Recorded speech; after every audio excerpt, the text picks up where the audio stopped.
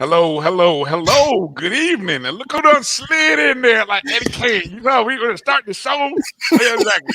Just slid in there right as Oh, I ain't got no money.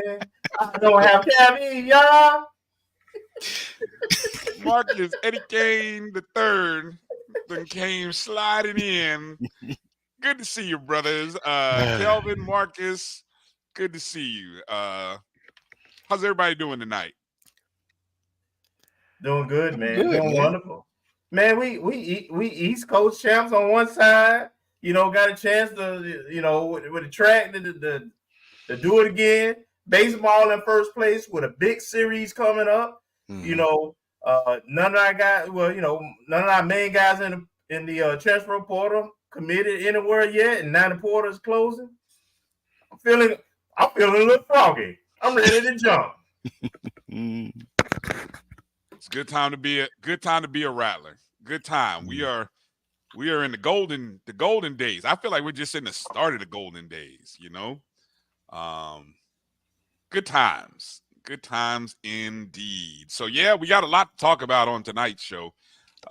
Spring sports right in its peak here. We got a chance to and I'm still trying to track down the SWAC just how they tabulate the points for the Commissioner's Cup. Yeah, I'm not buying any of the previous stuff I've seen out there because I still think that was last year's numbers. But I need for myself to see how are points tabulated and based on what criteria. So I'm still hunting that down from my SWAC people. But yeah, I'm questioning regular season champs versus tournament champs and all that kind of stuff. I'm not sure on that either, but we will get that answer. Yes. Sooner than later, we'll get that answer. So coming up on tonight's show, as we talk about all things related to spring sports, we even probably have a little bit of time to get in a few topics and definitely some recruiting updates and information. And then coming up in hour 2, Coach P coming on the show. Championship, East Division championship coach of our softball team as they get ready to head to they actually have a week where they have sort of a week off before they get ready to head to Gulfport, Mississippi for the SWAC tournament. We've already found out who we're going to be playing in the opening game. So we got a lot of softball. I got a lot of softball slides that I'm showing today. I think I'm loaded up with softball slides. So pretty good stuff. Marcus, we got our recruiting stuff all together. How's that looking? Well, just like I came in at the last minute. That's what I was doing. That's why I was late. I was like, oh no. So I should be up to date. Hopefully everything's all coordinated and consistent with information posted elsewhere with the Olympic sports. So gotcha. Updated softball. We got a softball. I don't know if she's a new commit, but it was announced by her club team this week. Okay. Softball. We had the slew of volleyball people that just popped up, and Coach Gokon snuck those under the wire on me. Yeah. And basketball, men's basketball. Excited about that. I'm excited about that personally. Yeah. So got them updated, and at least one baseball that I've forgotten that hadn't updated since we talked about it last fall. Okay. Good stuff. Well, we want to say hello to everybody that's watching us wherever you're watching us. You might be watching us on one of our 2 YouTube channels. We are the O&G StrikeZone, part of the Black College Sports Network, part of the Jericho Broadcast Network. So you might be watching us on @MyJBN Online, which is where a lot of good folks are chatting, or you might be on our O&G StrikeZone page as well. And if you're not, we want you to follow both of those streams because you never know. Sometimes we put some extra, more focused content on the O&G page to make it easy if you want to come back and watch maybe a specific interview or specific clips. We'll kind of throw it over there. Whereas our JBN is primarily our host site for our shows. So we thank everybody and all of you folks on YouTube. Please hit that thumbs up button right now. Go ahead and do that. Take a second. all the people who are watching, hit that thumbs up button. You know, we should have well over, I'm looking at the numbers, we should have over 30-something people hitting that thumbs up button real quick. Helps the algorithm out, so we appreciate you. You might be also watching us on Facebook, the Black College Sports Network Facebook page, or our O&G StrikeZone Facebook page. We appreciate you. Go ahead and hit that thumbs up button on that channel. All appreciative. Hello to everybody watching us on Instagram Live or watching us on X via the Black College Sports Network or the O&G StrikeZone. We are everywhere. We're trying to be in more places than the law allows. So just go ahead and make sure you're following the streams wherever we are and however we're doing it. Especially now's a great time to share the show with family. You know, we still there's a lot of alumni out there who haven't heard the show. They you know, I bump into people and I tell people everywhere we go, have you heard of the O&G StrikeZone? Oh, what's that? Oh, we talk about FAMU Athletics. Oh, really? So come on, y'all who are the loyal listeners, please share this with your family. Put this on your streams and all that good stuff. We greatly appreciate you. Okay. Now that I got all the plugs out the way, y'all ready to do the roll call? We like to do a roll call to the people who jumped in early and say Roll call. exactly. I want to jump in and say hello to the people who got in first. Present. You what? You know, when they used to do the roll call in school, you know, President. president, that it, president. I used to teach a middle school class, and I didn't realize I used to always say, all right, everybody have a seat so I can do the roll call, right? And the kid, it was to the point where the kids would always make fun of it when I say, and when I get ready, they'd all I can hear them murmuring. They go, roll call. And I'm like, huh, what are y'all doing? Mr. Bulver, you don't know, you always say it that way. And so now, you know, they would see me in the hallway and they'd be like, roll call. And so yeah, I told the kids, I said, you know, I gotta get me a t-shirt that just little caricature of me that says roll call, you know. But anyway, just kind of when you deal with middle schoolers and you kind of connect with them, that's the fun times right there. So all right, first up on the block, Jimmy Mack. What's up, J Mac? Jimmy Mack coming out. Let's see Treasure Coast. The new fly zone. The no-fly zone is on the horizon. Marcus, what was he talking about? We got some new DBs that we're talking about. Or at least one, yeah. All right, at least one. There we go. Hello, Alice. Man. Yeah, that one. Yeah, there we go. Hey, family, good to see you. Apopka. APK in the house. Little baby 245 checking in. Hello. DC. Good to see you. Bull. What's up, Bull? Good to see you. Good to see you there. Yes, see you. Melissa Wilson coming in. Hey, Melissa. Melissa coming in. Hey, Kendra checking in. Nice. Good to see you, Kendra. All right. Good to see you. Mary 305 checking in. What's up, Mary? Hey, Mary. Marcus from Macon in the house. Demetra Alford. Good to see you, Demetra. Thank you for checking. I love how Marcus you peeping this, how Kelvin just knows these, right? Ashton Harris. Good to see you, Ashton. Let's see how far this streak can go. I'm loving this. Meredith, good to see you, Meredith. Oh, man, Meredith, I don't want to get it wrong. All right. Well, the next one you won't get wrong. Hey, Meredith, you won't get this one wrong. Chuck Hunt checking in. Mississippi. No? Monroe, Louisiana. Come on now. We appreciate it. Chuck, always shouting out Monroe, Louisiana. Good to see you. Coach Ferrasi checking in. Good to see you, Coach. What's up, Coach? Checking in. Yeah. James Ashton. See, James Ashton, don't even come in and say hello. James Austin, 850. Austin, I'm not even going to put that up, James. I'm going to just say hello to you. That's all I'm going to say. I'm going to keep that moving. Trying to come in. Just petty. Yeah, just coming in petty. Come on, James. Tamara T. Good to see you, Tamara. Tally ho. Yeah, back in Tally. Good to see you. Let's see. Edwin Moore checking in. Houston, Texas, I believe. Yeah. We Rattlers are ready to come invade and take over that stadium in the Bayou this weekend. Coming to go win some track outdoor championships this weekend. So get ready. Rattler Nation's about to invade.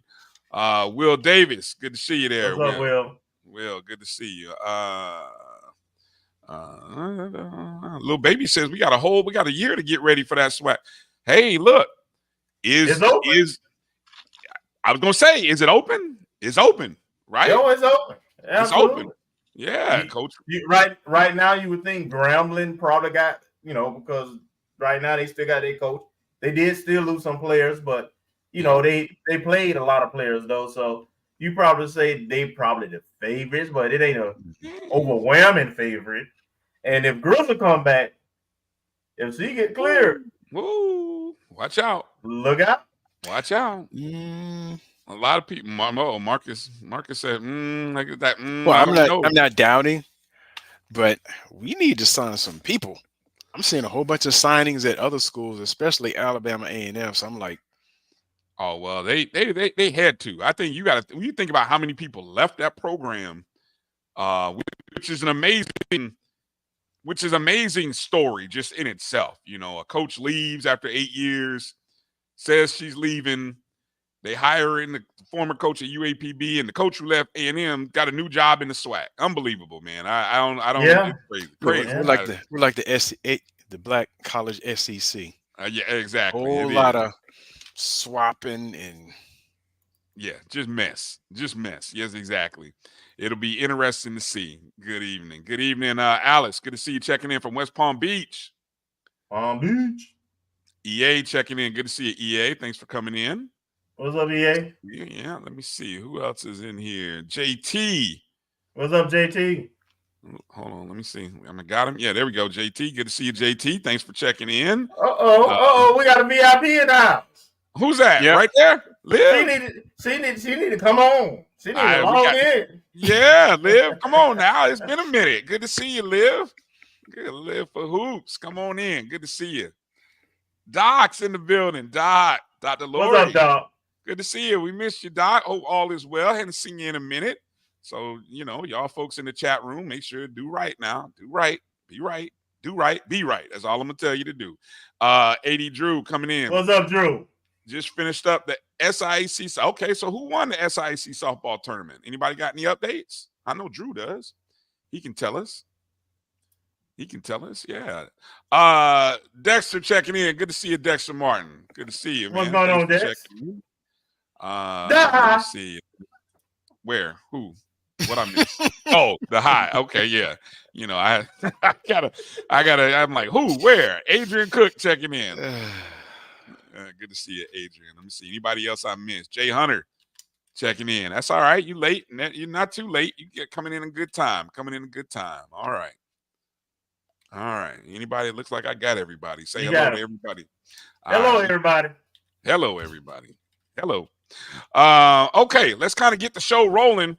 I always like to put up the reminder and let people know, Rattler Nation, you go ahead and be a part of that Rattler Athletic Fund. Now, I still put up the women's basketball account there because, Coach Gordon, my new favorite coach in the SWAC, my previous favorite coach, she's now coaching in the Conference USA. But now Coach Gordon is my 1A by itself. I had a 1A and 1B. Now I just got one. I got one, and it's Coach Gordon. So Coach Gordon, she got the BG 30 in 30 days. It started when what day did we do the campaign? When was that? The day of giving. What was that? April something 18th or something like that? Yeah, it was something like that. About 2 weeks. A couple weeks ago. Yeah, a couple weeks ago. And so she put the initiative out there.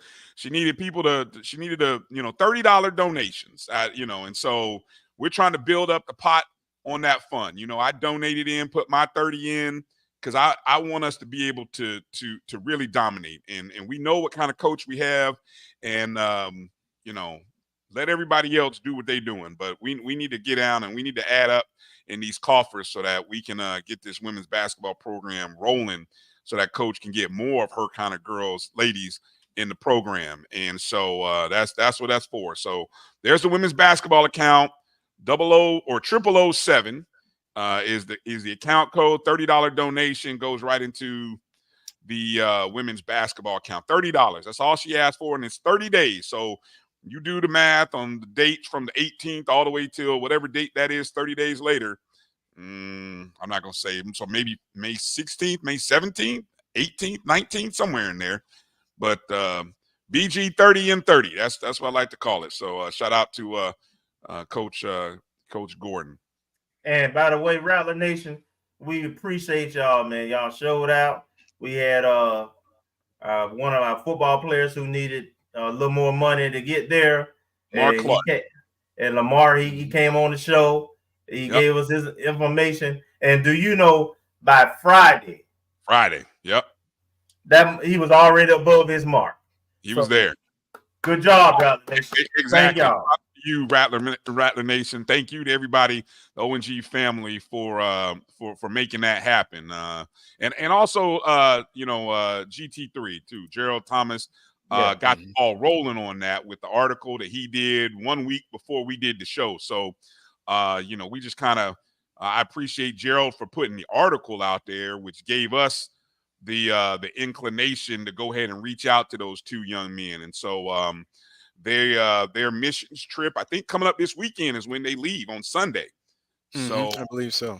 Yeah. So let's keep Lamar Clark and Nayron Jenkins, keep them in your thoughts and prayers as they get ready to travel to Buenos Aires, Argentina, for a week missions trip, and that it may be powerful and fruitful and be a great experience for those two brothers. Okay. Speaking of, well, this is that time of year, folks, where it's graduation season. It is, just in case you didn't know, it's college graduation season. It's May. I love the month of May for various reasons. I love the month of May. May is my favorite month of the year. I think right next to December. I got to put May 1. May is my favorite. December is my second favorite. But this is, college graduation season. And then later on, you got high school graduation season. So you all pay attention now. You might have some family members or friends, that'll be graduating. You might get an announcement. They're looking for a little cash or something, so you guys be on the lookout. But this group of young Rattlers right here, 43 spring 2024 graduates are walking across the stage this weekend. They're gonna all with their bachelor's degrees. I didn't see any masters on this list, but in total we had 43 graduates, and by sport, let's see, baseball has 9, football has 9, golf there are 4, men's track 2, women's basketball 3, bowling 2, 1 softball, 6 from women's track, 2 volleyball, and 5 from cheer. So that's the roll for our graduates. So congratulations, welcome to alumni life to all of our new graduates right there. This is a great time. So I didn't know if there were any. I didn't see any masters right now. There might be some masters later on in the summer or in the fall. I know we got a lot of students who are in master's programs, but this group is all undergrad, bachelor's groups. One other piece of news related to academics is FAMU being a part of, or I should say, establishing a chapter of Chi Alpha Sigma with this inaugural class of 2024. Kelvin, can you break down a little bit of what Chi Alpha Sigma is for the people who might not be familiar? Not really. I didn't mean to spring that on you. I just dropped it on him. I'm sorry, I dropped that on you. I'm sorry. I'm gonna just read it from off the website. FAMU was accepted into the National College Athletic Honor Society as the Florida Row chapter of Chi Alpha Sigma, which recognizes student athletes from accredited 4-year NCAA, NAIA, and USCAA or NCCAA institutions who excel in both the classroom and competition. The Chi Alpha Sigma was founded in 1996 by a DePaul University football coach. His goal was to provide outstanding student athletes with an opportunity to become connected with a fraternal association that aligns their educational and athletic successes for a lifetime. So that's pretty good. An organization that's been around for quick do the math, 28 years now. And if I did a little research on my own here, there are 352 active chapters in the organization amongst the NCAA, NAIA, and NCCAA organizations. And of course, the NCAA, you've got a Division 1, 2, and 3. Among the state of Florida, the other chapters within the state of Florida, you have Florida State, Florida, Palm Beach Atlantic, St. Leo, West Florida, Florida Gulf Coast, Florida Southern, Nova Southeastern, Stetson, Berry University, Lynn University, Tampa. I think Tampa is a college. Tampa University, Eckerd College. And Tampa and Eckerd also started their chapters this year along with FAMU. So, yeah. Just a little. And what I'll say is, just another opportunity for our student athletes to be a part of something to enhance the student athlete experience at FAMU. So, honor society, it's good recognition, and it's a great mix of sports. We have really good students. I mean, we're a really great university with high standards, but we have a lot of great students across all sports, man, and so it's good to see and to be recognized. And it isn't like their advisors don't have enough to do already. Right. Shout out to Kerry Collison, who's the advisor for this chapter. Yeah. So thanks for stepping up to the plate and making and taking charge. I mean, you do a lot, so you are appreciated, and it doesn't go unnoticed. Yeah, exactly. True that, indeed. You have to have a minimum cumulative GPA of a 3.4 on a 4.0 scale. And also you must be at least junior academic standing by the 5th semester or 7th quarter as determined by the certifying institution. So that's a little of, in case you wondered what the dynamics of that were. All right. Let's see what else I got. Okay. Let's move over to the baseball diamond. Big series on the road. We went out to Jackson, whooped those mangy cats. Got them good. Game 1, 9-5, took them out. Even though there was some a down outage with the live stats, so we were scouring the internet for scores because I don't know who paid that $19.99 to watch that game. Thanks to Jackson State. It was $19.99 for one game or for the weekend. Hey, look, that's what they were charging for women's basketball games. I don't think they would have gone down in the price.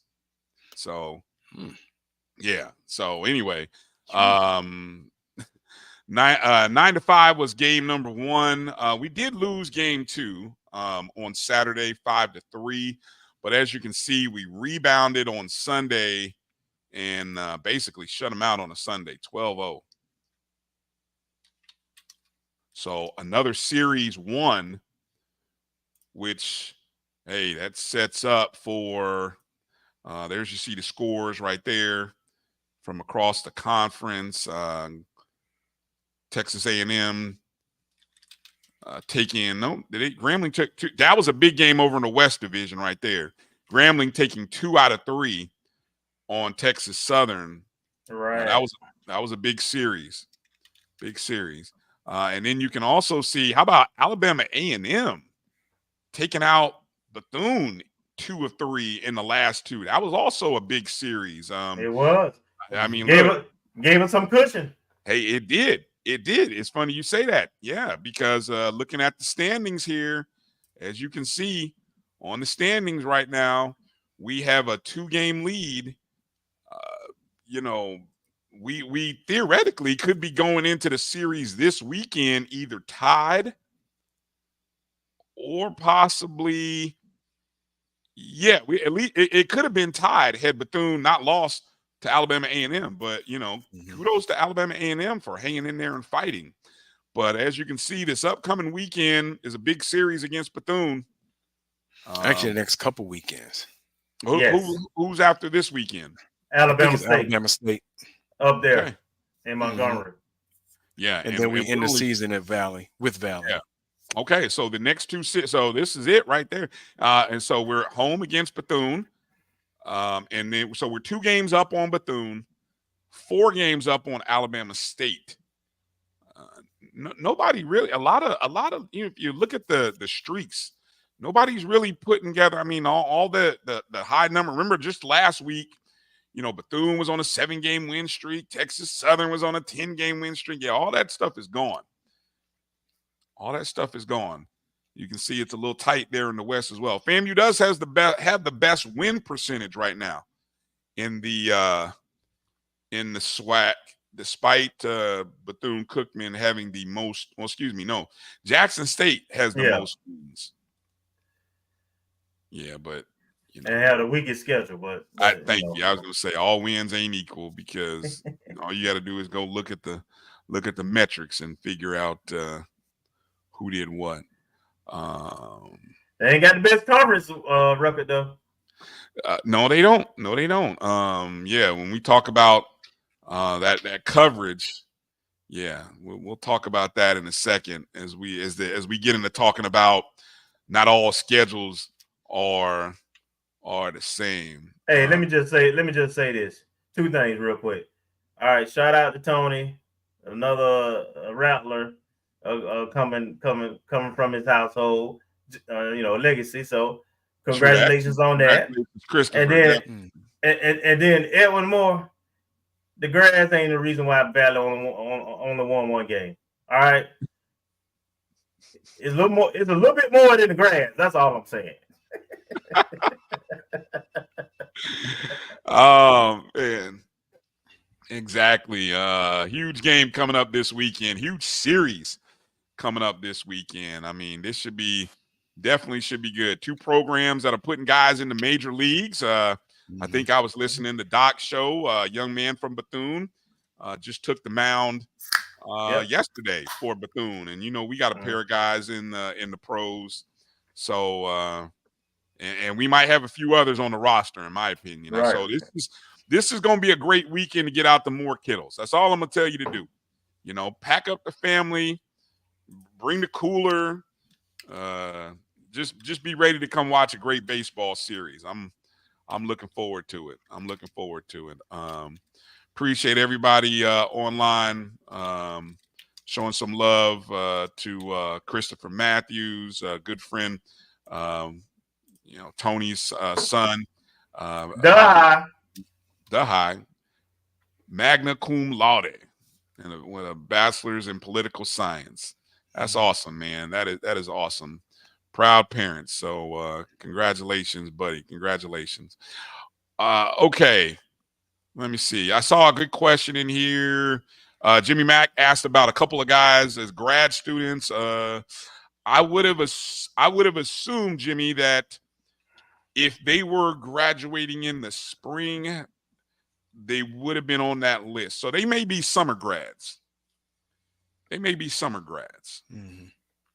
Yeah, so we'll keep that. We'll reach out. Maybe by next week we'll kind of find out some details on that.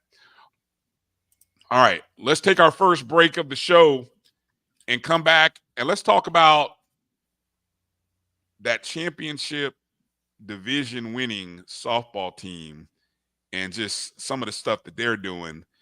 They had a great weekend. Said thanks to a fantastic 4 group of seniors, and they capped it off by winning another series, going the entire season without dropping a series.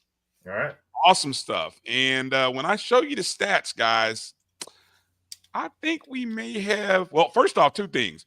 Something happened that hasn't happened since 2014. And then two, I think we might have the SWAC pitcher of the year. I got the stats to back it up. So hang in there. That's called a tease, ladies and gentlemen.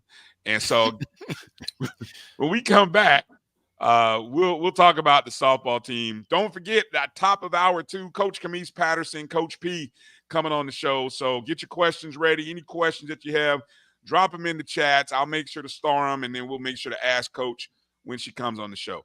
You're watching the O&G Strike Zone right here on the Black College Sports Network. We'll be back in just a moment.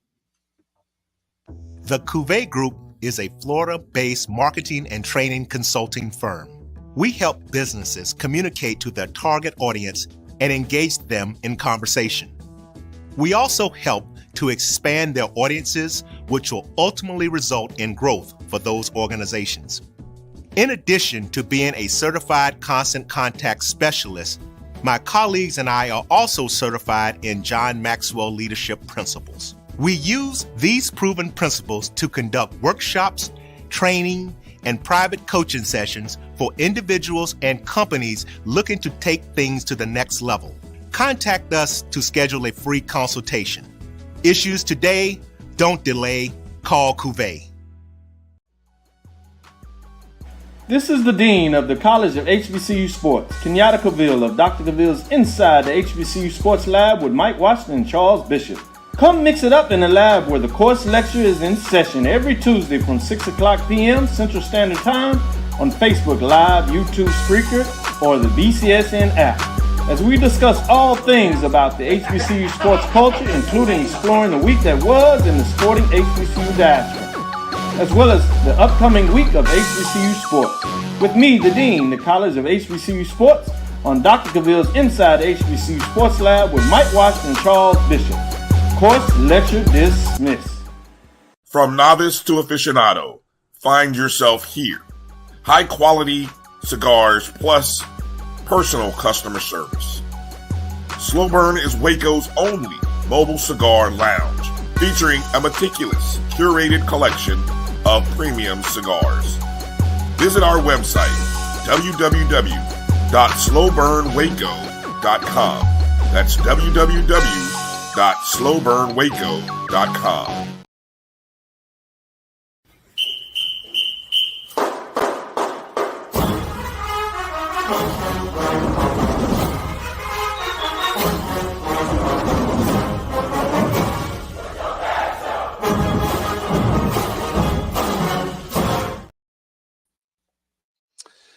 All right, welcome back to the O&G Strike Zone. Bryan Fulford, Kelvin Rozier, Marcus Green here.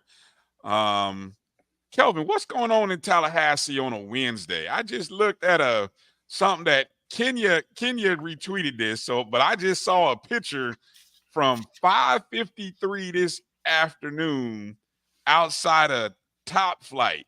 The lines around the corner. What's going on in Tallahassee today? Hey man, it's finals week, man. So those folks who finished their finals and stuff, they celebrating. It's I think Wednesday night is karaoke night. Oh, that's what you were talking about. Okay. Karaoke night. Kenny said they giving away free wings or something. I'm like, man, boy, karaoke night, huh? Yes, sir. Mm-hmm. Boy, I tell you, y'all go ahead, man. Get that in. Top Flight. Shout out to Top Flight. If you know, right? I guess. Yes, sir. One of them Tallahassee staples. Which I still amazed at, the size and everything. It's like, it still is unbelievable. It makes me claustrophobic just thinking about it. I ain't gonna lie to you. Just take a sip of a drink. All that goes away. Yeah, I guess so. Appreciate everybody jumping in and watching us. Say hello to everybody. Make sure to hit the thumbs up and the like button wherever you're watching our stream. Definitely is graduation week, finals week. Any memories stand out from graduation week, guys? Anything that comes to mind you think about graduation week, your last week on the yard? Relief. Marcus, relief, really? Yeah. Yeah. I was thinking about some stressful moments with my last couple finals. Yeah. Yeah, exactly. Oh yeah, that was. I plead the fifth. I don't even remember my. Yeah, I don't know what happened.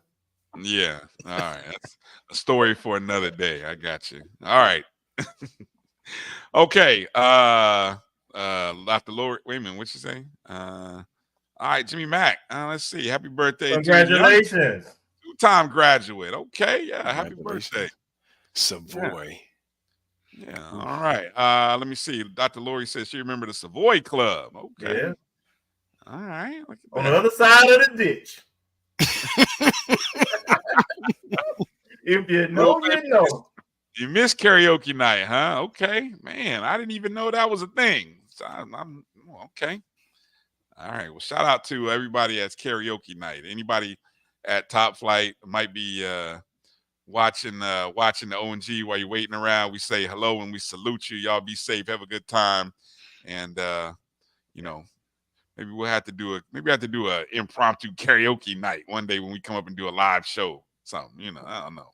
I'm just talking loud. All right, let's get back into these spring sports here.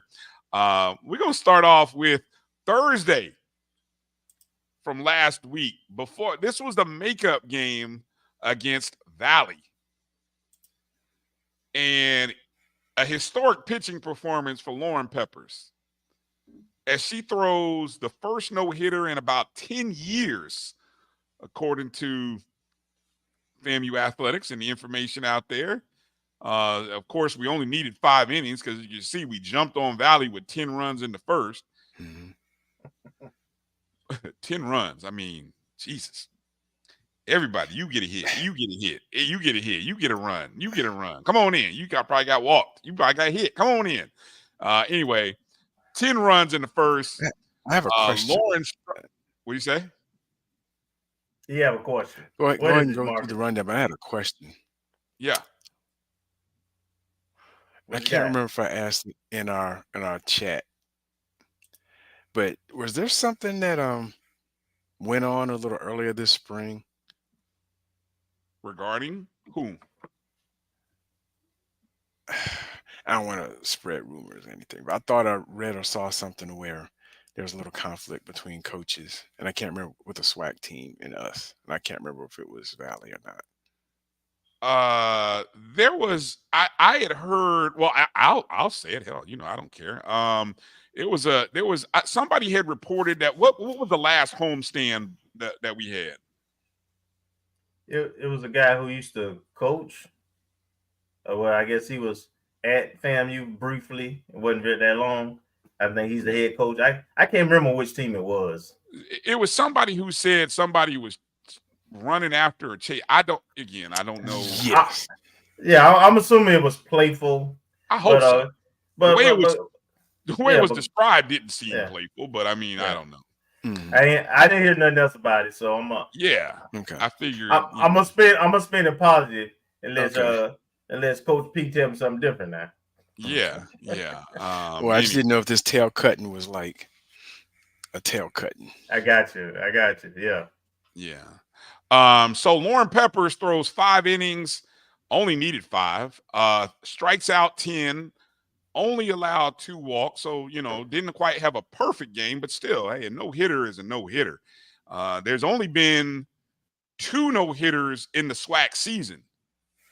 And that, so every team playing some 40-something games, this was the second no-hitter of the SWAC year. So in the first SWAC, and the first no-hitter for a FAMU pitcher since 2014. So congratulations there to Lauren. And she needed that. Remember, Lauren started off the season as a SWAC pitcher of the week. And she had some rough outings. I mean, she'll keep it real, I'm sure. Had some rough outings. But so I think it was kind of great. I'm sure we can talk to Coach P about it, but I'm sure it was a great confidence boost for Lauren because look, we understand going into the SWAC tournament, we got a solid 1-2 between Zoriana Hughes, best pitcher, I think, in the SWAC. Samantha Smith is a hell of a pitcher. And most teams are probably only using 2. But look, you never know. You know, if a game gets out of hand and you want to rest an arm, you want to send in a pitcher like Lauren who's shown flashes, and maybe she just needs to kind of put all the pieces together. But it's good having a third pitcher with a little bit of confidence underneath her belt going into the SWAC tournament. So we will definitely talk to Coach P about that. We're both no hitters against Valley. That's a great question. I don't know. That's a good question. So I'm gonna have to look it up because I just saw the thing about the 2 no hitters via the SWAC press release. So we'll have to do the math or do some digging and kind of figure out who that other was. So it was senior day weekend, of course. So Naomi, Naya, Mia, and Amaya. Actually, I maybe said that wrong. Number 2 is Amaya, and then Mia is far right. So saying from left to right there. But there's the Fantastic Four seniors. You can see them kind of nice posed up. Some great photos there, courtesy of FAMU Athletics. Appreciate them and all that they've given. Of course, Nia Morgan, friend of the program. Shout out Nia. Should be a first-team all-SWAC based softball player. Should be easily, given the hitting that she's had this year. Wouldn't be surprised if Naomi has some good numbers. She might hit all SWAC as well. I got to check the numbers on Amaya and Mia as well to kind of see how they are. But these ladies have been a part of the transition, and of course, I think Amaya is it Maya or Mia? Which one is the last player from the Coach Wiggins era? I can't remember. Corinthian told us. Mm-hmm.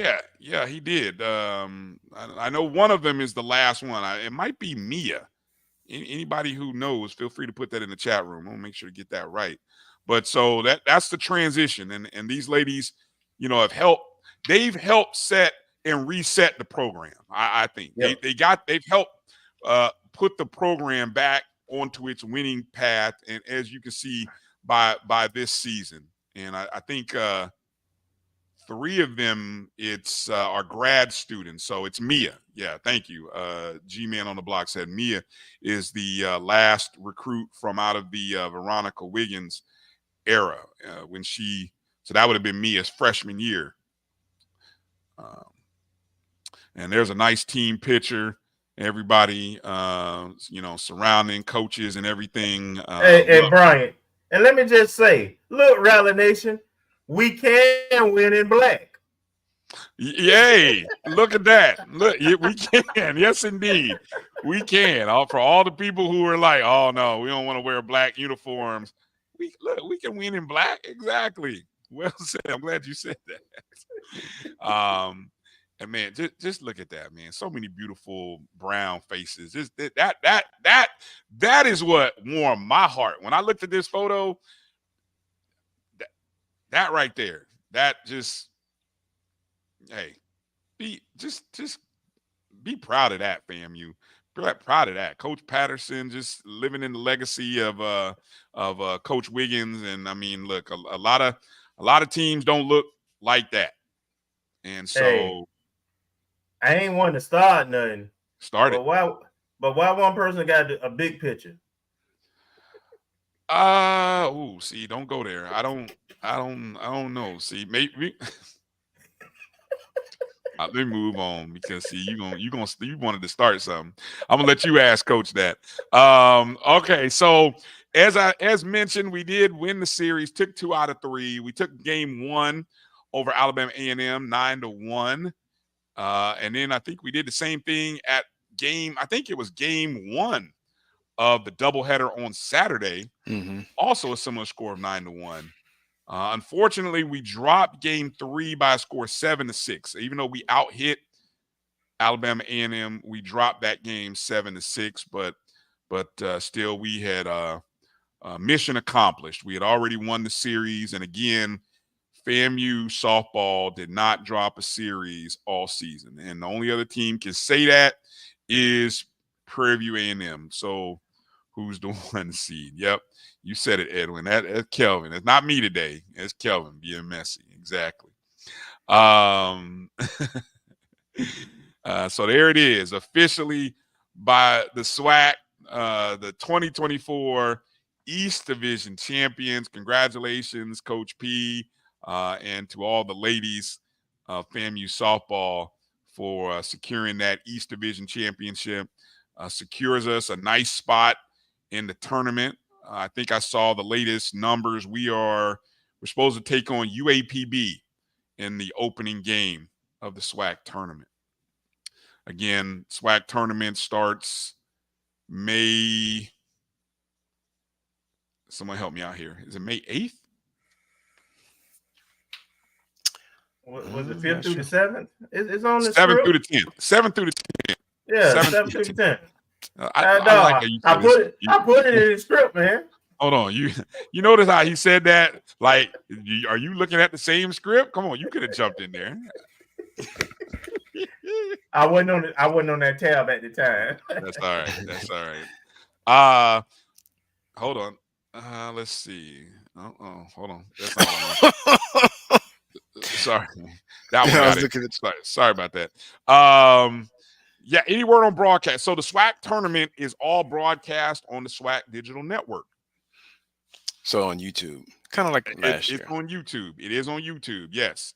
And that's also, that was a little of my voicing my complaint with the tennis tournament not being on the SWAC. But again, don't know all the details, don't know what the connections were like at the facility there in New Orleans. But,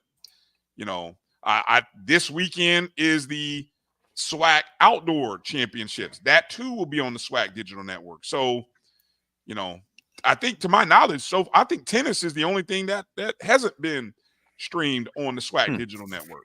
So, but anyway, that's a good question. Yeah. So yes, to answer your question, you can watch every game. And my good friend Charles Edmond usually does every game.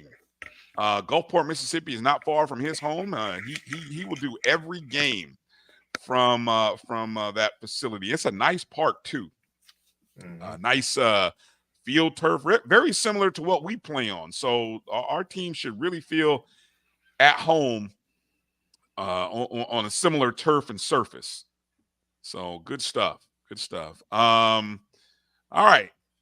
Well, as a result of things from this past weekend, looks like we had a SWAC hitter and SWAC pitcher of the week. Absolutely. Yeah, Samantha Smith, hitter of the week. And of course, Lauren Peppers, the pitcher of the week. Anybody got the stats and the numbers on what Samantha did? Obviously, we know what Lauren did. That I didn't see on the script, by the way. I did read something about it on the SWAC website. So if any of you guys are on the SWAC page, but anyway, it wasn't on there because you didn't put it on there. See, there we go. All right, I'm gonna move on. That's all right. But yeah, Samantha had a good weekend, and then congratulations to Lauren. I think it's the second time Lauren. Again, I mentioned she started the season as the SWAC pitcher of the week, and she ends the season as the SWAC pitcher of the week. But let me tell you about who I think will be the SWAC pitcher of the year. And it's this young lady, freshman Zoriana Hughes.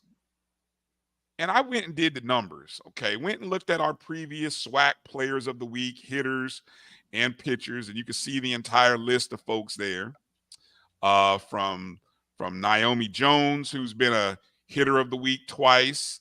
Nia Morgan's been a hitter of the week twice. Samantha Smith has been a hitter and pitcher of the week. But Zoriana Hughes, I think, is the only 5-time SWAC pitcher of the week. She's tied for the most wins overall with 13. Has an ERA of 1.82, which is third best overall. And in terms of strikeouts, she's on the best team too. Yeah. And And guys, what's interesting is I don't know. Okay, let me ask you: if you were a voter, would you be looking at the overall stats or would you look at conference stats? Just curious. If you were it kind of depends. It depends, right? I would probably start with conference first, and if it's close, then I'll look at overall. Yeah, I was going to say the same thing, that you start within conference, especially this is a conference award. But if it's kind of close and you need a deciding factor, you might look how they performed against out-of-conference competition to see if there's a differentiator there. Now, one thing to take into consideration, of course, there's no crossover. Although there may have been a crossover very early in like non-conference, but essentially East plays East. The Alabama State tournament. Yeah. East plays East, West plays West. Nobody gets to play against the other. And from what the statistics, see that's where the reason I asked that is because the statistics are a little misleading. I think the better pitching is in the East. Just like in baseball, the better pitching is in the East. And because the pitching is so poor on the West, in my opinion, according to the stats, the hitting on the West is better. For example, if you were to go look at the number of home runs that Prairie View has hit, you'd be like, whoa. But then you go look and say, over 2/3 of those home runs have come in conference play. Right. That means they've been smashing the ball in conference games against the West. And the second best team got what, 8 to 10 losses? Yeah. In conference. Exactly. They are 23-1. They've all 23-1 in conference. They only lost one game. Right. A couple of interesting stats regarding FAMU softball. We're the number 1 team in terms of batting average overall.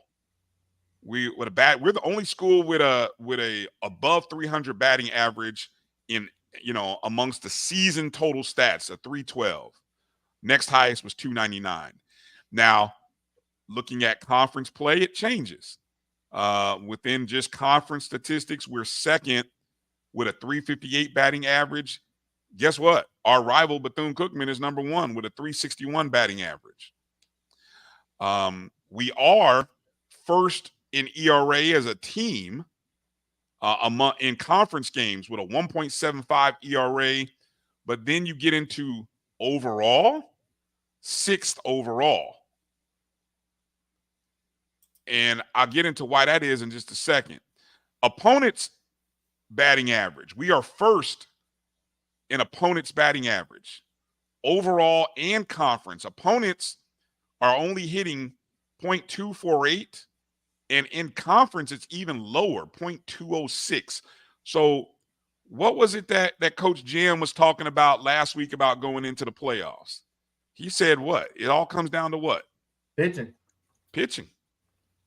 And we're going to go into the SWAC tournament, I think, as the best pitching team behind Zoriana and Samantha.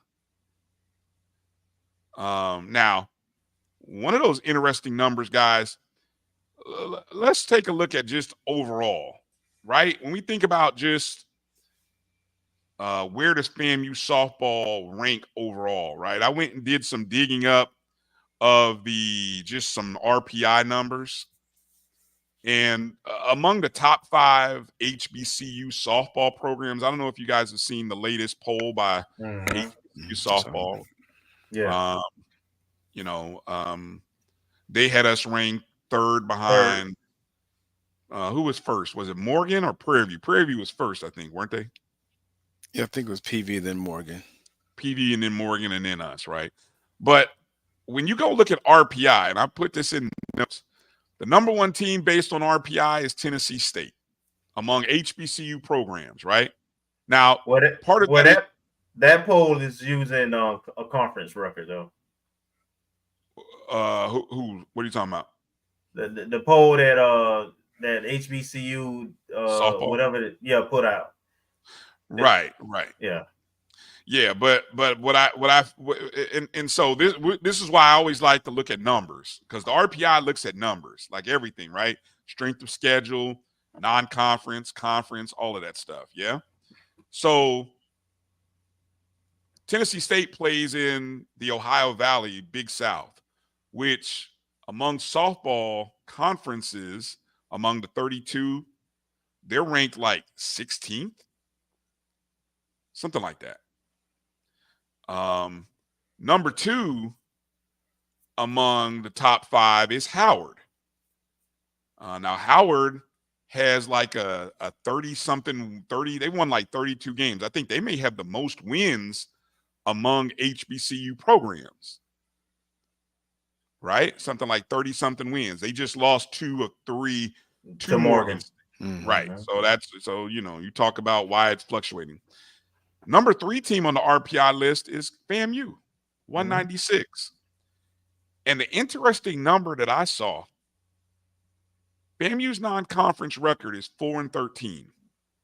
But we also have the 7th toughest non-conference strength of schedule. Again, let me say what I'm saying. That means outside of conference, Coach P scheduled a gauntlet of teams, so much so that it's the 7th toughest non-conference schedule in the country. In Division I softball. In Division I softball. And so, when you look at our overall numbers, yeah, we took some lumps, but still, look at who we played. Nobody at Prairie View, not whoever else in the SWAC, nobody else played as tough a non-conference as FAMU. And so, does that mean this team is they sure look like it? Are they prepared for this championship tournament? They should be, because they went through a hell of a non-conference. Yeah.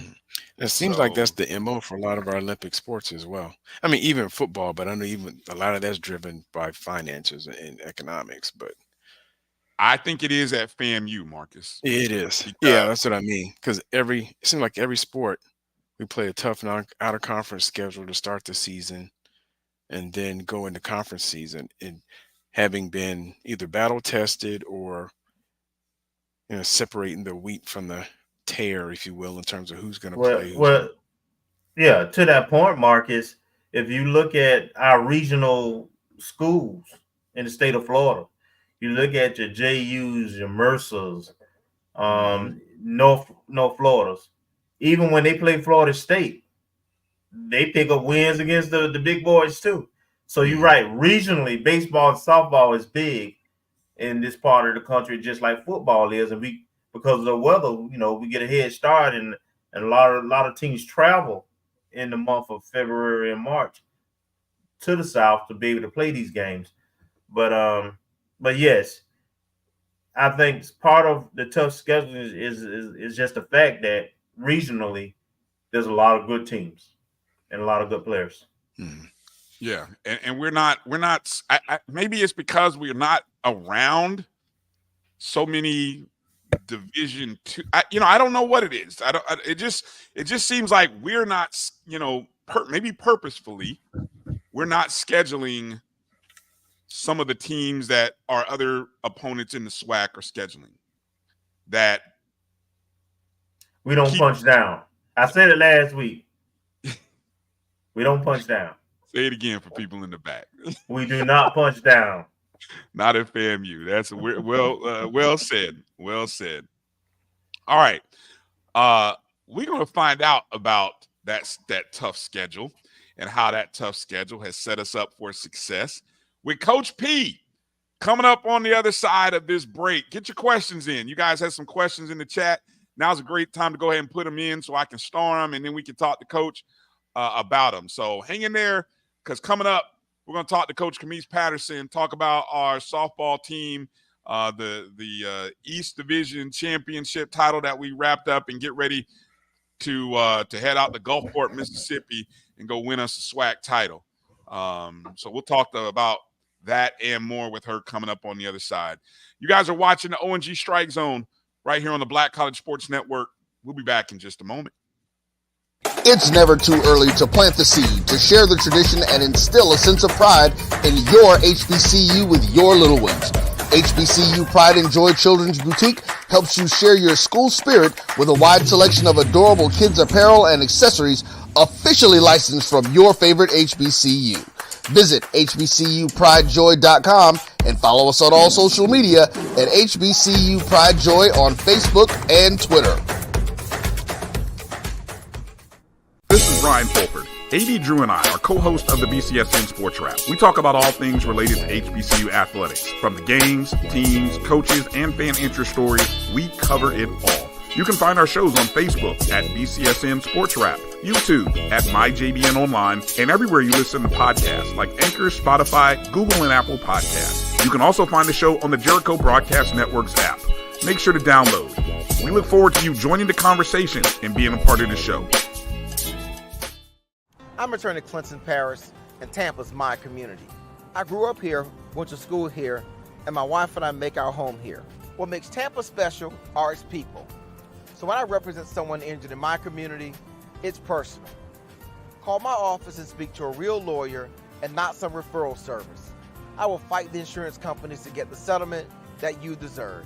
At the law office of Clinton Parish, we take the pain out of being hurt. Since 2002, Empowerment Resources, Inc., a nonprofit organization, has empowered more than 1,500 youth and adults in Duval and surrounding counties through its programs Journey into Womanhood, Girls Mentoring, Life Skills for Teens, and Parenting Education Coaching. To get involved with programs, volunteer, or donate, visit www.empowermentresourcesinc.org. Follow us on social media, facebook.com/empowerment.resources and instagram.com/empowermentJAX.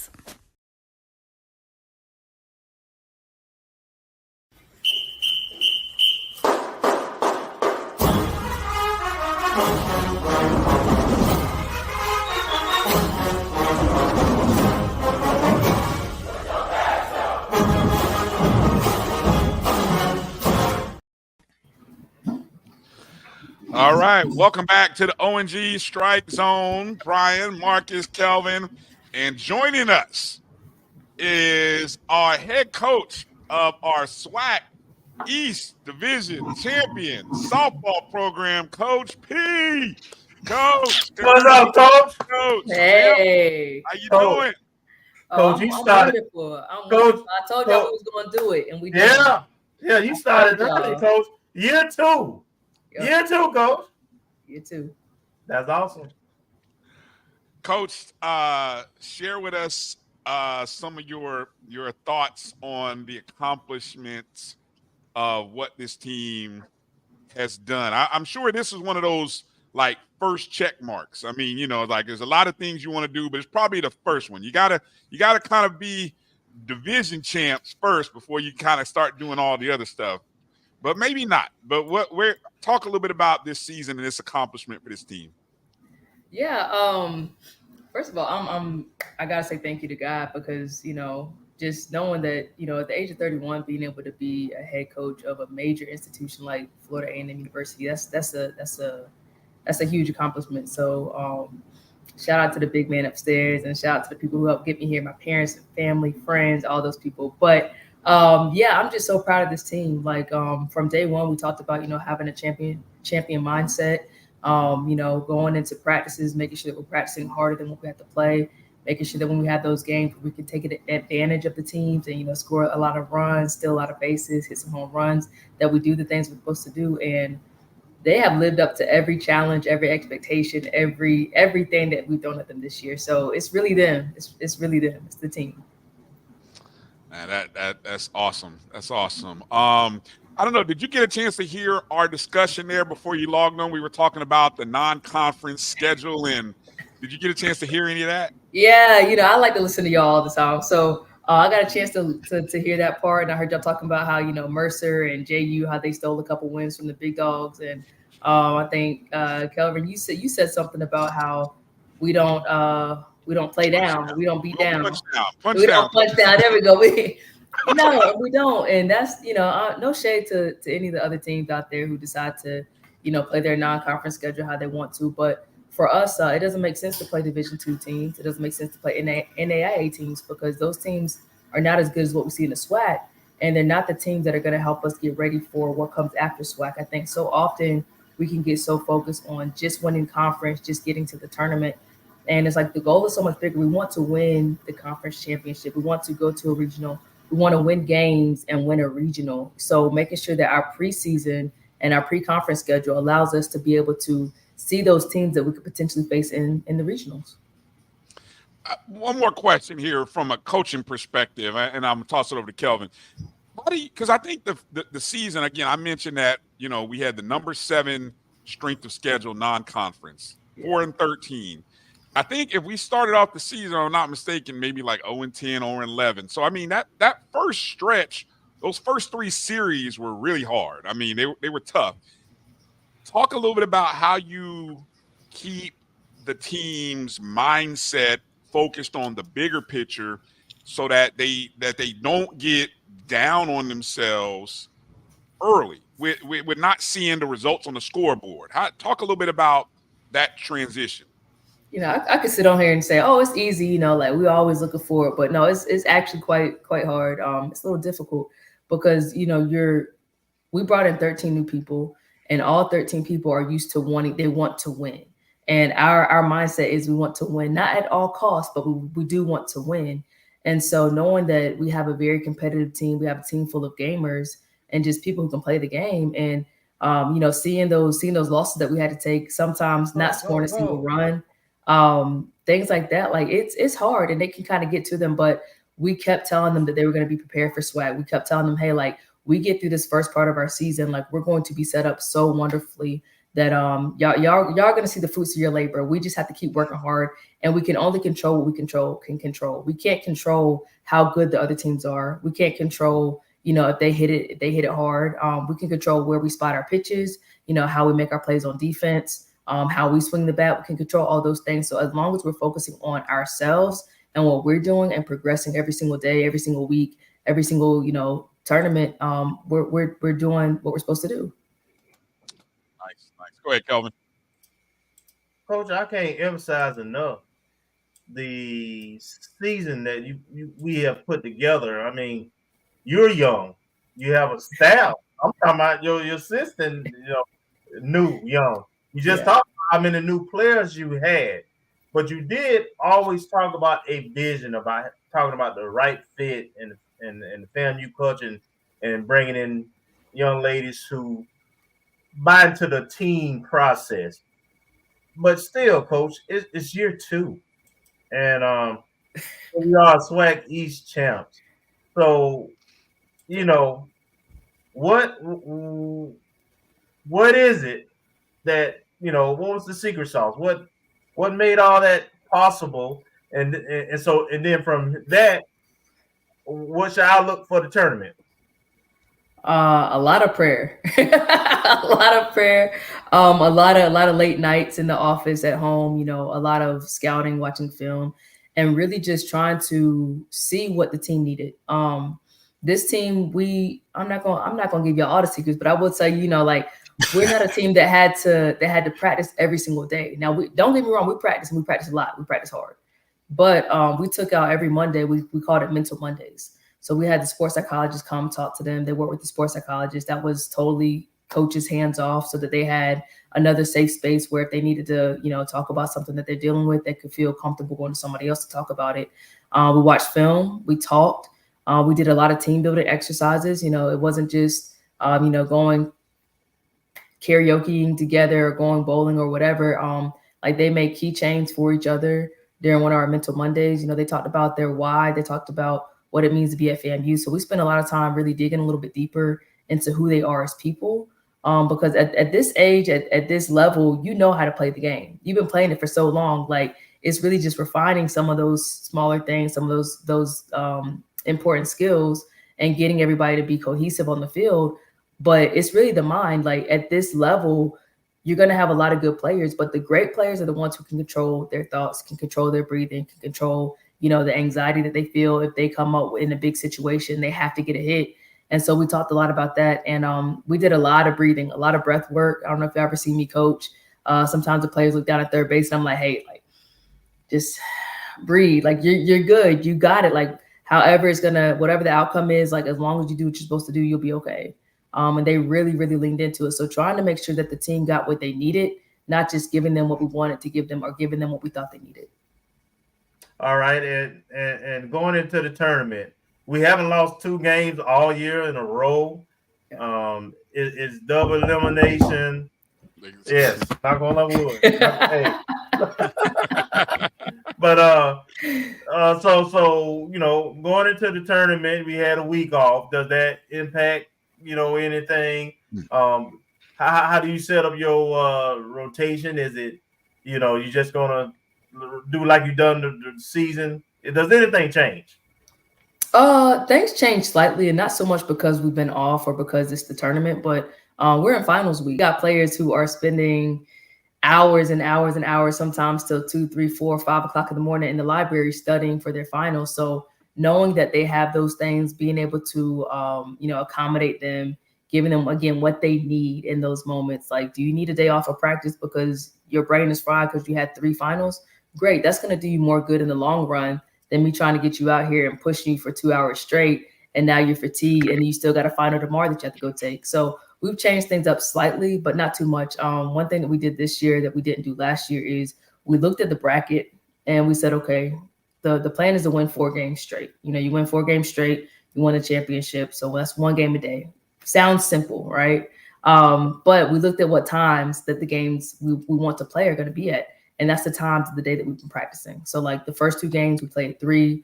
I think the second game we play at like 2:30. And then the last game on Friday is a 2 o'clock game. So that's how we structured our practice times. I like that. Okay. Like that. All right. Go ahead, Marcus. Yeah. Well, good evening, Coach. Thanks for joining us. I have a question. You mentioned you had 13 new players, and I believe at least 6 were freshmen. Can you speak on, I guess, the maturity or the maturation of them coming in as first-time collegiate student athletes and their contribution to the success this year? Yeah, so we've had they've all gotten a chance to play. I'm a big believer in, you know, if I bring you in, I brought you in for a reason. And whether you're a freshman or a senior or a transfer, I need to see what you can do. And you know, that's one of the reasons that we lost the last home game. I know I had a lot of people in my DMs talking about why'd you coach that way, or what happened, or y'all should have beat them. And I'm like, but there's always a bigger plan, you know, like, yeah, I'm 15 steps ahead of y'all. But those freshmen, they came in ready.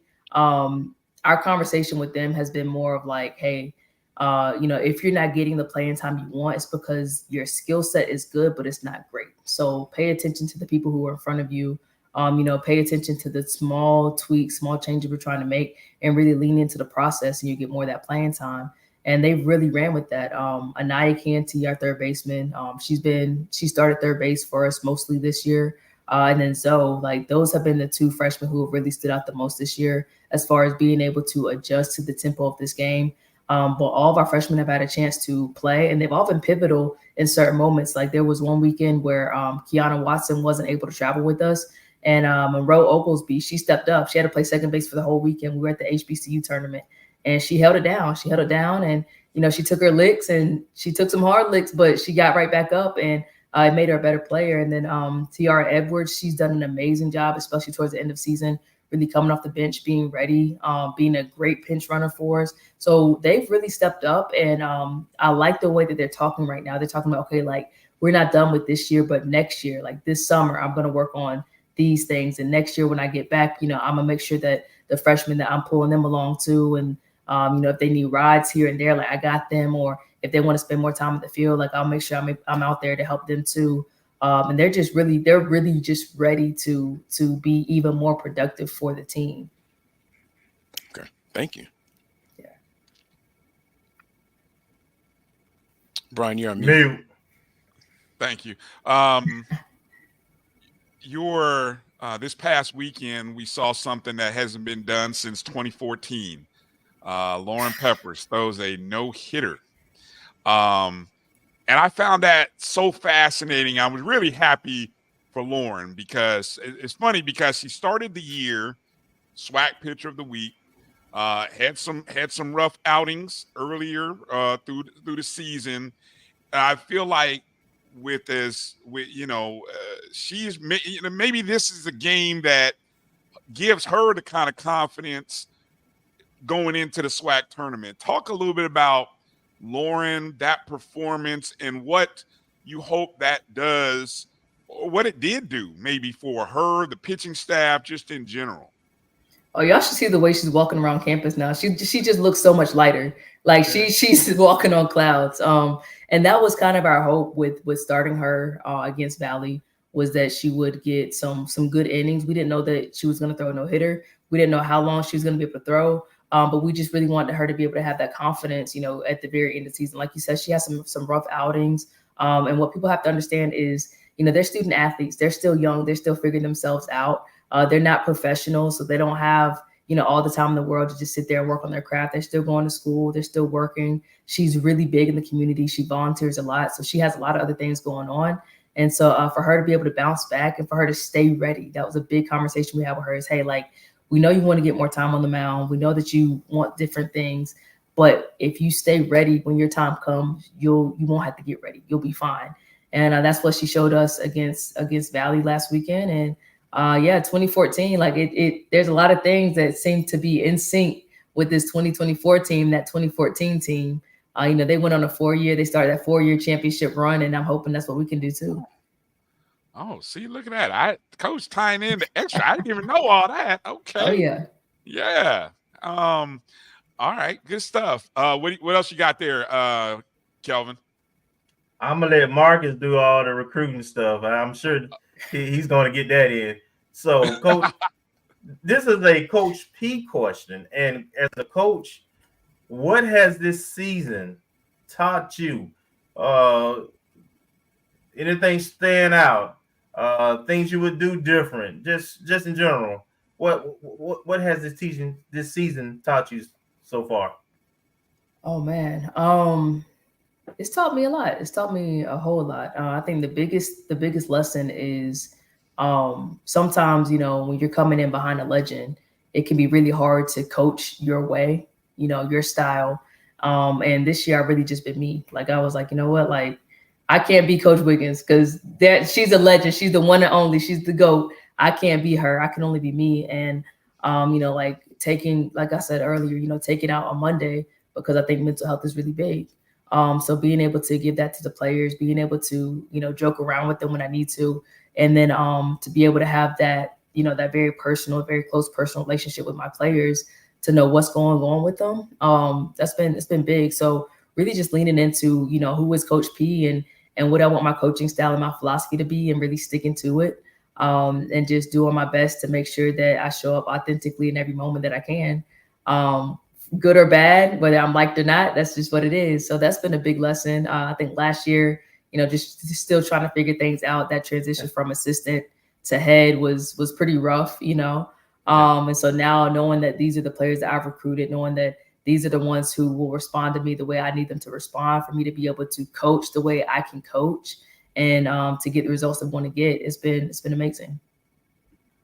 Great answer. Marcus, go ahead. Yes, I'll kind of ease off on the recruiting question because I know you can't speak on a couple folks that haven't signed already. At least one person. Oh, we signed everybody. Come on, you can throw them at me. You signed everybody? We signed everybody. Well, I just saw one pop up this week. A young lady from is Ovidio High School. Oviedo? I don't know how to pronounce that. Down here in Orlando. Oviedo High School. Yeah, it's in the backyard. Okay. So she's already signed? Jamison Townsend? Yes. Yes. Okay. So I wasn't sure because I hadn't seen like a sign thing, so I didn't want to put us in jeopardy or anything in terms of speaking on someone. Yeah, But she's tell us- coming. She's an outfielder, can fly. She also plays infield too, so she's very diverse. But I think the coolest thing about Jamison is I saw her play one time and she was like, I'm coming to FAMU, whether you want me or not. And I was like, oh, well, I want you. So that just works out for both of us. But she's also going to be part of the ROTC department. So she's committed and she is fiery. Like if y'all think Mia Blastingame got some fire behind her, wait till y'all see this freshman. Okay. Now, in terms of, I guess, the overall team makeup, I know we have the 4 seniors going out. And I don't know enough about softball to know strengths, weaknesses, and who does what, who's the power, is there a change in not necessarily philosophy, but in terms of the skills where you see a different type of team going forward as players transition out and based on the skill set that's coming in? A little bit. We'll have a little bit more speed next year, which is kind of crazy to think about because of how fast we are this year. But we, some of our freshmen are a little bit faster than ones who are leaving. Like Naomi's got a lot of speed. She's leaving. Amaya's got a lot of speed. She's leaving as well. But bringing in Sierra, bringing in Amari, bringing in Jamison, they've got a whole lot of speed. So that's going to be good for us. As far as power, will be about the same. We did sign 2 JUCO transfers. They've been pitching together since they were young. Right there from the backyard from Mariana. They're coming from Chipola. So they're going to be a nice pitcher catcher duo for us. And they can both hit. They both hit very, very well. So really excited for kind of some of these changes that are going to happen after we win this championship. Like I'm going to put it out there next year. But yeah, so I think our makeup is going to look very similar with just a little bit more speed. Okay. Thank you. I'm writing that down. Chipola Junior College. Yeah, I was going to say Marcus taking notes there. Chipola. Hey, so that kind of ties in with a question from Hollow, who asked that. Now, I'm assuming Hollow, are we talking softball here? I mean, how does the portal affect you, Coach? I mean, are you looking in the portal? I mean, it seems to affect every sport. What's it like in the softball world? It does affect us a little bit. We got one person, 2 people. We got one person out of the portal last year, Naomi Jones. Honestly, I've been so focused on this team this year, I haven't even thought about the portal. It's a little bit easier when you know that you're going to lose a lot of players or you're going to let a lot of players go. But with this team that we have right here, everybody's been locked in since the beginning. So I don't have any worries about any of our players trying to jump in the portal. So I don't think that's a need for me to go looking. And I'm pretty set with what we have coming in. I feel very confident. So I don't think we need to get anybody. Gotcha.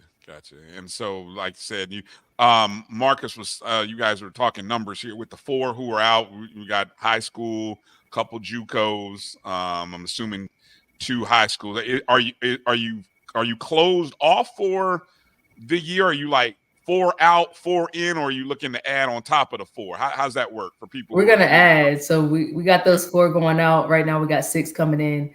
I'm waiting on this one last JUCO transfer who might. She's kind of on the fence if she wants to come or not. I told her she comes to win her 2 championships. So I gotta make sure I stick to my word. But if she decides to go somewhere else, I wish her the best of luck. As long as she don't go somewhere in the SWAC, we'll be all right. But yeah, so we're gonna have 6 coming in. If I get the other girl, the other young lady, then that'll be the last thing I need. If I don't get her, then we're still set. Right. Let me ask this. I don't know if you saw my graphic earlier I put together, Coach. This young lady right here, she should be the SWAC Pitcher of the Year. I agree. I agree. Okay, good to know. I'm gonna put it out there for any of them SWAC voters or something. But whoever does the voting, if she's not SWAC Pitcher of the Year, I don't know who is, Coach. Listen. The numbers. Talk a little bit about Zoe and just the year that she's had. I think she might be the only young lady that's been a 5-time Pitcher of the Week, leads the league in wins. The ERA is nice, top 3, even better against conference opponents. strikeouts 5th best. Talk a little about Zoe, Coach. Oh man, what? Whoa, whoo, Zoe, that girl been doing it, hasn't she? She been doing the dang thing. Even off the field, she's a 3.6 student. Like she's got amazing grades. Like and she's one of those science major kids. So she's wonderful. But yeah, she slings it. She knows how to bring it. Her mindset when she's on the mound is like a senior mentality. If you saw her pitch for the first time, there's no way you would think she's a freshman. So she's been doing it, and she's a great kid all around. I mean, I don't know what else to say about her. Like you said, 5-time pitch of the week. Nobody else has done that. I need you to send me that graphic because I need to send that to the commissioner real quick. Oh, I got so I can say, hey, like if we don't have this, if this don't happen, we're gonna have a problem. But yeah, she's been doing amazing, and she's really taken well to the coaching she's getting from Coach Ronnie, from Veronica Burst. And they clicked. Oh my gosh, she's always in the office joking around. And she's a prankster. Like she's a big prankster. That's what people don't know about her. She likes to prank people, and her laugh is infectious. And so she's a great player. That was a wonderful pickup for us. I was really happy when she signed, and I'm even more happy now that she's here and she's doing what she's doing. And like we kind of talked about earlier, some of those teams that kind of pad their stats by playing some of those lower tier schools, you want to talk about third in ERA. Well, let's look at the other two pitchers and see who are they throwing against. Let's see who they're throwing against, because you got to think Zoe threw against, I think she threw against Texas Tech. She threw against FSU. She threw against Troy. She threw against Indiana. Like she's throwing against top 25 power 5 teams, and she still got an ERA that's under a 2. That's a lot. That says a lot. That says a whole lot. So she's had a great year. And we expect that she continues to have a great year. I don't want to say, we're going to throw her a lot during the tournament because I don't want to give anything away, but when we need her, we're going to call on her and she's going to be ready. Right. Yeah. That was one of the things we were talking about in the last segment is the disparity between the East and the West. And when you go and look at the stats, like, yes, we are the top hitting team in terms of average.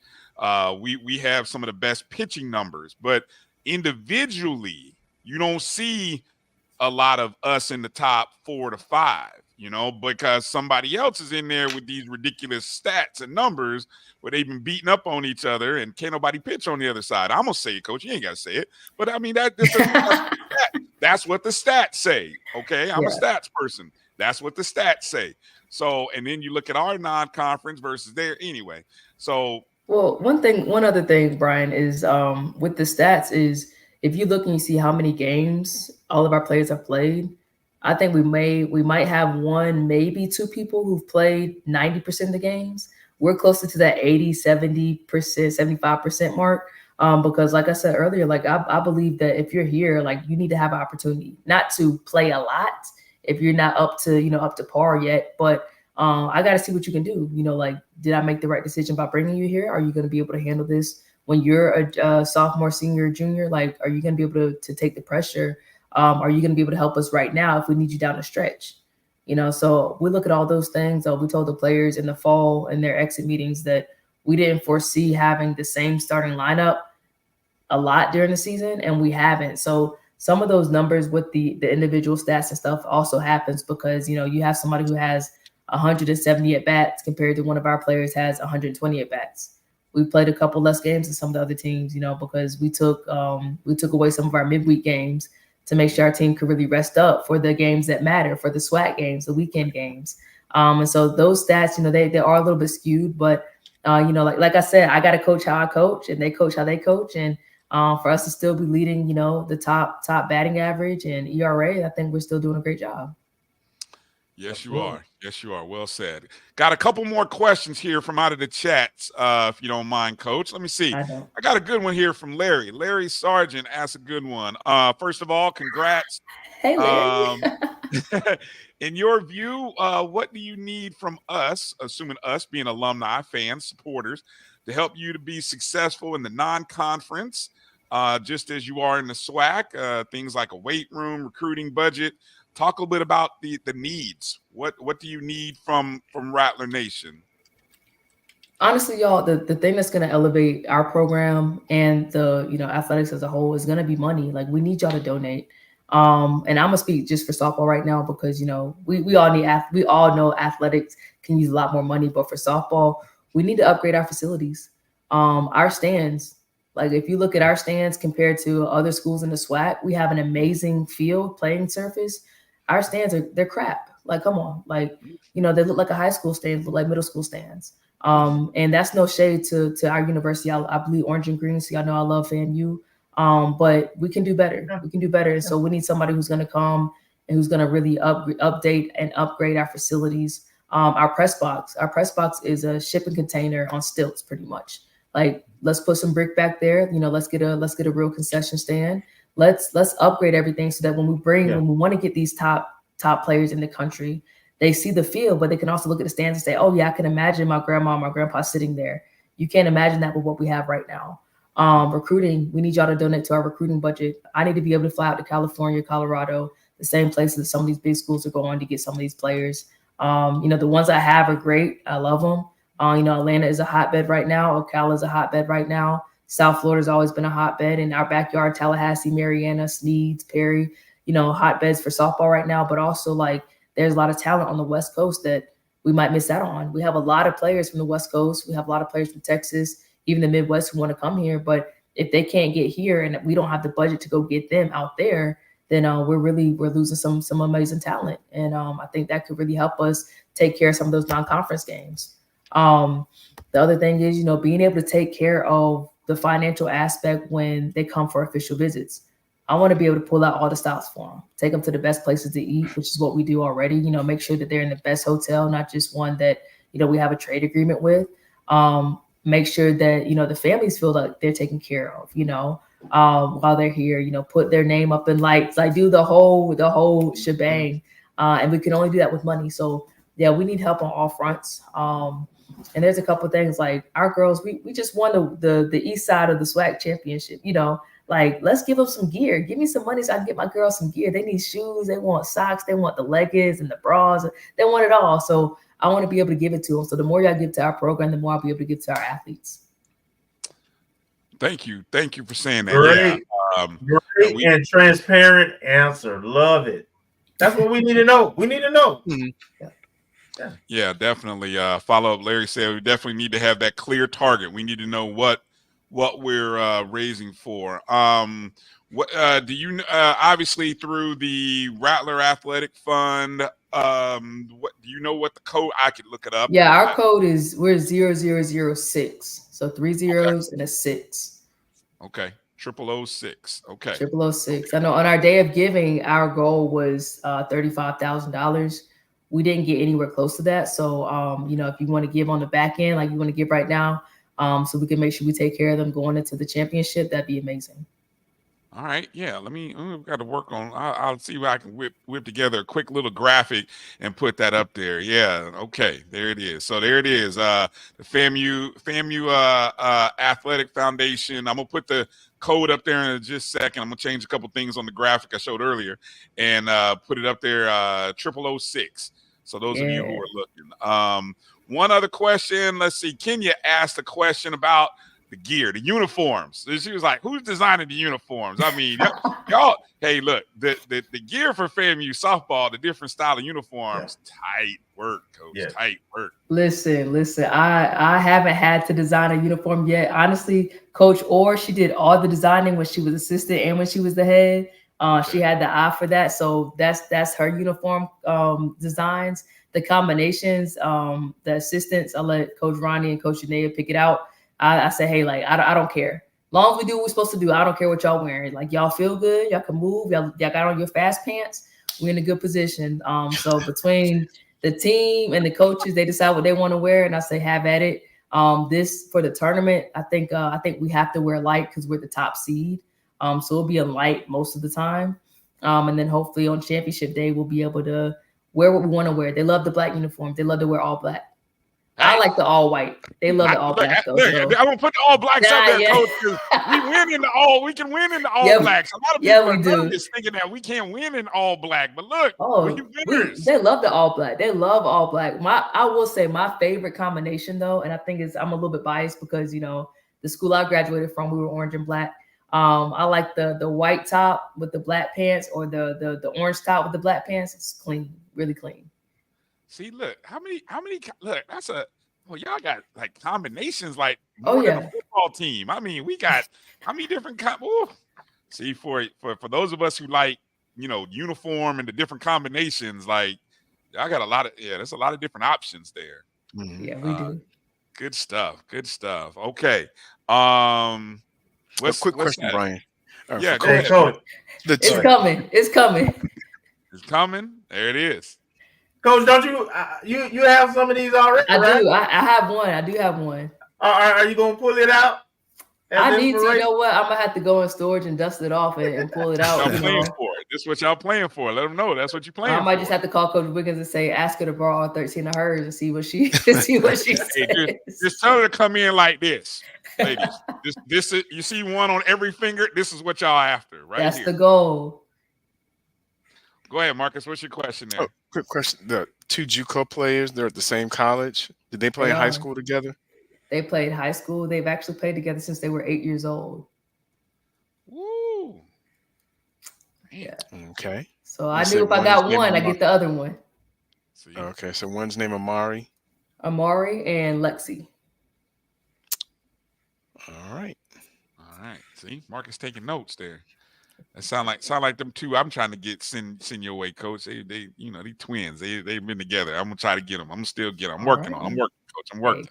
2 years from now, 2 years, they're gonna be there. They're gonna be there for you in 2 years. Make sure you send them to camp. We are having a couple camps this summer, so that talk a little bit about that real quick, Coach. Before we let you love camps. I love camps.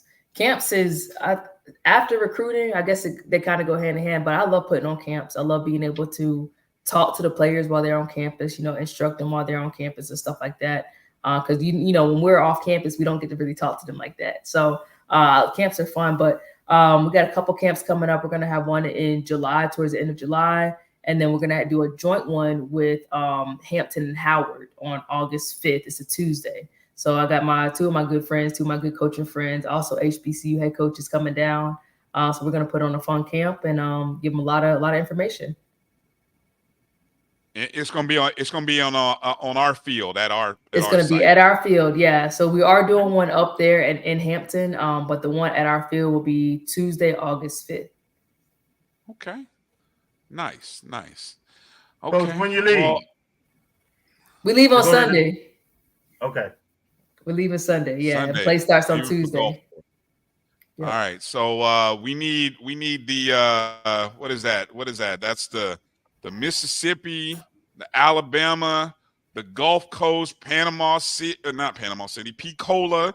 We need the what is that? The Gulf, the Rattler Nation in the Gulf to head out to Gulfport, Mississippi. Yeah, first game is Tuesday. Other stuff out there too. First game is Tuesday at 3:00. If you like to gamble, make sure you come on. Yeah, against Arkansas Pine Bluff. Okay. All right. Any last shout outs or any final words you want to leave us with, Coach, before we close out and you get ready to hit the road to win a SWAC championship? No, I think my parents watching. Shout out to my parents, I always shout to the parents and my little sister and her husband. Hey y'all. But other than that, no, like I'm really ready for Sunday to get here so we can get on the road. This week feels super long, even though it's not really. But I'm ready, and the team is ready. They're itching to go get this championship. All right. Well, Coach, we appreciate you. Congratulations again to the players, the staff, you on checking the first box and winning that SWAC East. Now we just get to go into the tournament and show everybody where the best pitching, the best hitting is, and it's coming out of the state of Florida. So there we go. Watch out, SWAC. We coming. We coming, SWAC. We coming. We coming to get another one from y'all. Oh yeah. All right. Fangs up, coach. Safe travels, and Rattler Nation, be loud, be boisterous. Fangs up. Make sure to strike hard. Send the shockwaves through the SWAC. Let's go get a ring, coach. All right. Bye, y'all. Thanks for having me. Bye, Yes, Coach. indeed. Take care. All right. Coach P, ladies and gentlemen. Always love having Coach on the show. Let's go ahead and take a quick break. Come back. Marcus is going to hit us up with some more recruiting news and info, not only just from softball, but catch us up on things going on with football and some of the other sports as well. Hang right in there. You're watching the O&G StrikeZone right here on the Black College Sports Network. We'll be back in just a moment. Since 2002, Empowerment Resources, Inc., a nonprofit organization, has empowered more than 1,500 youth and adults in Duval and surrounding counties through its programs Journey into Womanhood, Girls Mentoring, Life Skills for Teens, and Parenting Education Coaching. To get involved with programs, volunteer, or donate, visit www.empowermentresourcesinc.org. Follow us on social media, facebook.com/empowerment.resources and instagram.com/empowermentjax. The human voice has always connected audiences with experiences. Major brands all across America have trusted Kever's voice time and time again. Conversational, powerhouse, intelligent, and sincere. That's the voice you need for your creative marketing process. KEAVERSVOICE.com. Kever's Voice, Kever's Voice, KeversVoice.com. Always on, all the time. Nope. Nope. Come on, him? Ooh, I like him.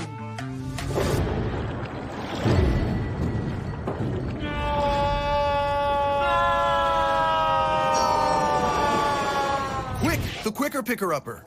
Bounty picks up messes quicker, and each sheet is 2 times more absorbent, so you can use less. He's an 8. He's a 9. Bounty, the quicker picker-upper.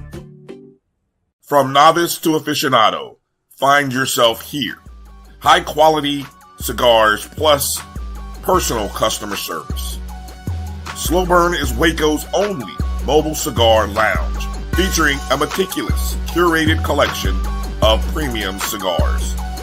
Visit our website, www.slowburnwaco.com. That's www.slowburnwaco.com.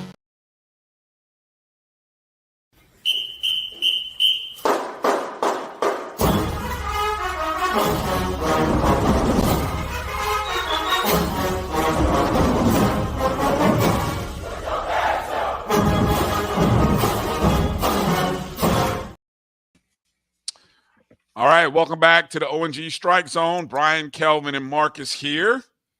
And just want to update for you. There you go. Donate to the softball account. You just saw it right there. Coach P was telling you what we needed. Some major improvements to the recruiting budget and a lot of things. But look, we just won a SWAC division champion. Now's a great time to donate. I can't think of a better number. I don't know.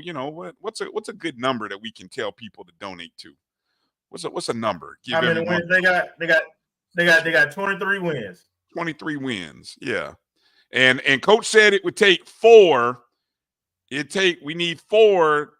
The goal is to play 4 and win 4 to win a title. So we want to say 27.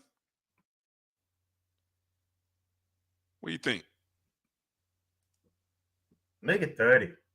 Make it 30. 30. All right. $30. $30. There it is. Rattler Nation, let's go. Right here, right now. If you're watching the show, you can donate to the Rattler Athletic Fund. Scan that QR code. The softball account is 0006.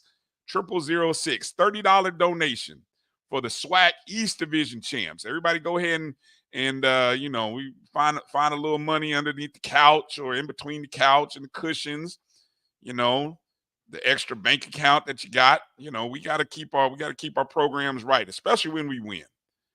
Yes, absolutely. So, yeah, $30 for the softball account. Our coaches and our student athletes and our support staff, they deserve it. They work hard and they produce. And they shouldn't have to work as hard as they do on some things. And so, yeah, let's make sure we support so that we maintain and even improve upon our championship programs. Exactly. And you know, Coach talked about the Day of Giving numbers not being there. Look, there was a lot going on. I think I heard Dr. Friday Stroud say overall FAMU raised 780 something thousand, which is great. I don't want to poo-poo that, but again, I said before, when you have so many athletic programs, I mean, all 14 of our programs are sending out messages. I mean, that's tough.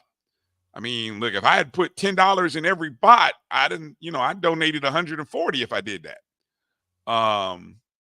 So Dwayne says the code, it may go to 01. That's a great point, Dwayne, that it may not go to the right, but you can change it though. You can change it. If anything, it goes to the general Rattler Athletic Fund, in which case then you can change the account. So I appreciate you pointing that out, Sweet. But yeah, that's why I also put the account number there. So that way, if you scan the QR code, if it doesn't, it should go to the general athletic fund, and then you can direct it, by clicking on a button or two and just changing that up to. I don't think there's a way to provide a direct link to 0006. I think you have to manually go in and change that. So, all right, Marcus, sir, what do you got for us? Let me see if I can get present, share screen. Does it let me pick? Jimmy Mack says, "Let's hope we know." Window. Yeah, let's not have that kind of fatigue, Jimmy Mack. We don't want that. Don't have that kind of fatigue.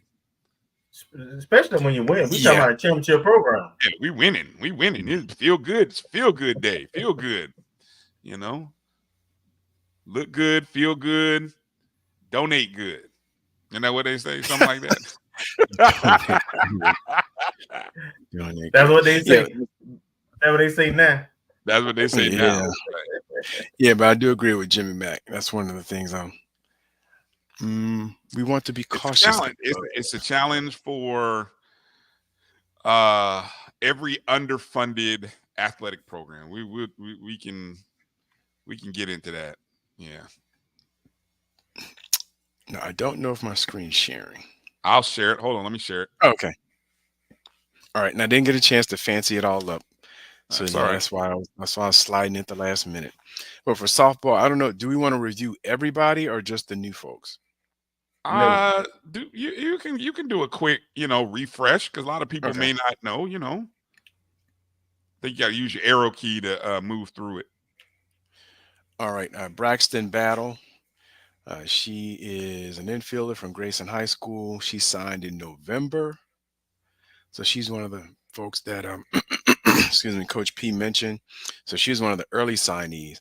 And you can tell by the position and I guess by the overall physique of some of the players that it probably reflects, or at least kind of hints at the speed that she's talking about that we're getting. Taylor Duplessis out of Indiana. She's another infielder, and I guess some of these folks may be more versatile infielder, outfielder, but I might have converged on one position. And it shows the team record as of last year, because right now, of course, they're going through the finishing part of their season, so I haven't updated this for 2023, 2024, so it reflects their junior years. Ciara Maple, she was the mystery player that Coach P was talking about last fall when she was on, and we had a chance to figure out who it was, and she signed on January 31st at Eustis High School signing day. And so she's one of the folks that I know Coach P is really gushing about her last fall. And the newest person that I guess already signed, but I just came across this on social media, but I did see something from February in a tournament sponsored by Montverde Academy down there in Central Florida that she had committed to FAMU. So Jamison Townsend is the one that I asked about. She's a utility player as well. And she's playing for Oviedo. Is that how you pronounce it? Oviedo. Yep. That's Oviedo. that's what we say. Yeah. Oviedo. Okay, I wanted to make sure I'm not saying Oviedo. Okay, I just make sure I'm not saying Oviedo. Ovidio. I don't want to say that because that might get me hurt somewhere. But That's all right. she's That's playing what for their rivals may say. she's playing Oviedo, and actually she's playing her old school. I want to say this week, either today or later this week in the Class 6A softball.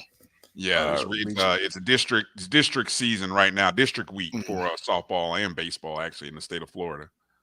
And so these reflect the four out of the 6 that Coach P mentioned tonight, and the 2 other ones.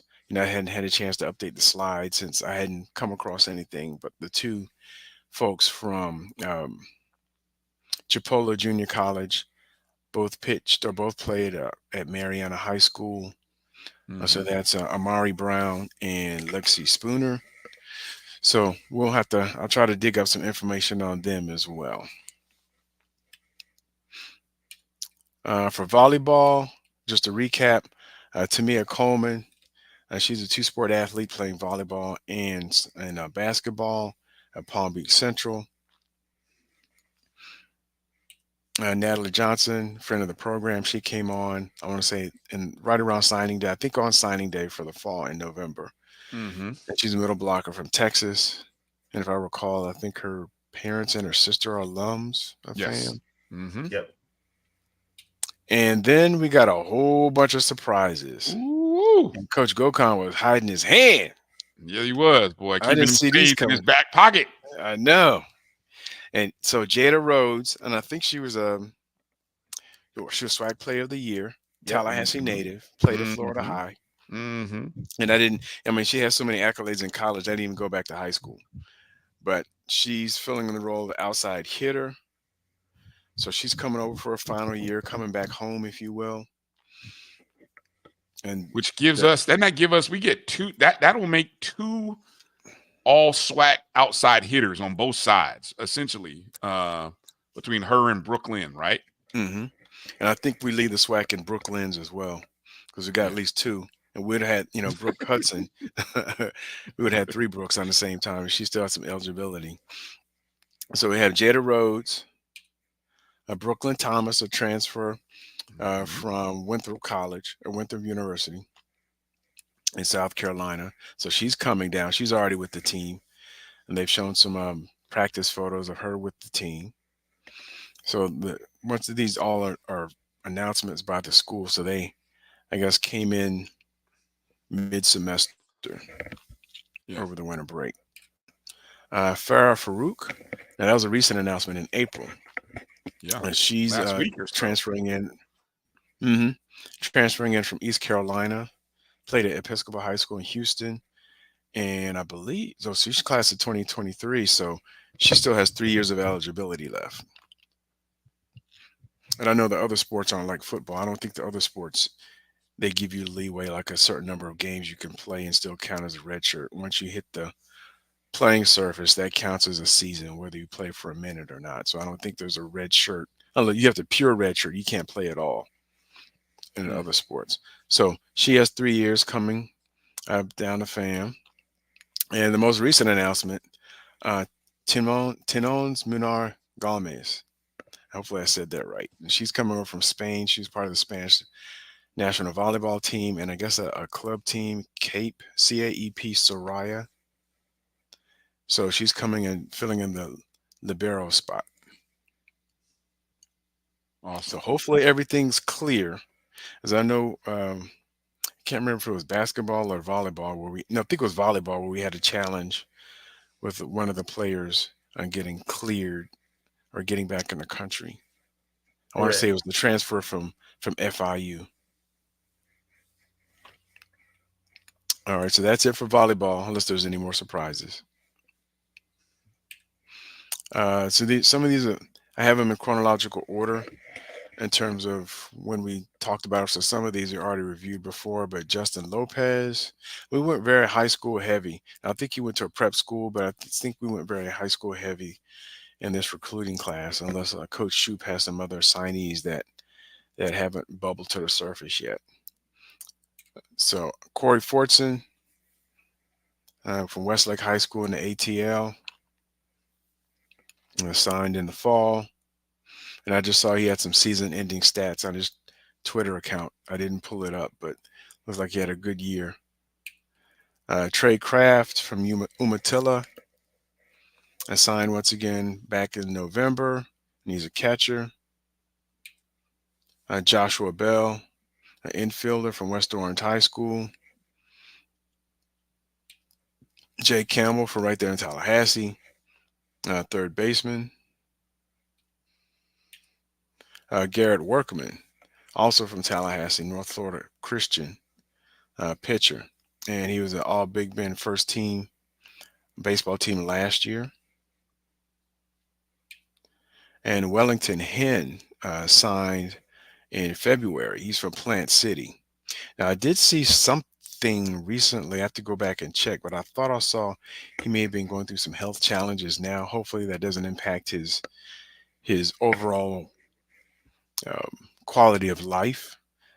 And certainly wish him well, but it sounded like he had some health challenge or something recent, so I have to go back and look. And Cameron King. Now, Cameron King, he committed in the fall, but I haven't found anything to where he signed. So hopefully he's still on board. His social media still has FAMU as being committed, but I don't think I've seen anything that said, like a graphic or image or anything from his high school that depicts a signing day. And that's it. All I have for baseball. Track and field. We reviewed Miss Ladson last year. I haven't checked up recently on her and her team's progress this spring during the track season, but she was basically all world last year. So coach got a good one. Woodlawn High School. She was a transfer from Mount Hebron up in Ellicott City, Maryland. So she's coming down from up in my neck of the woods.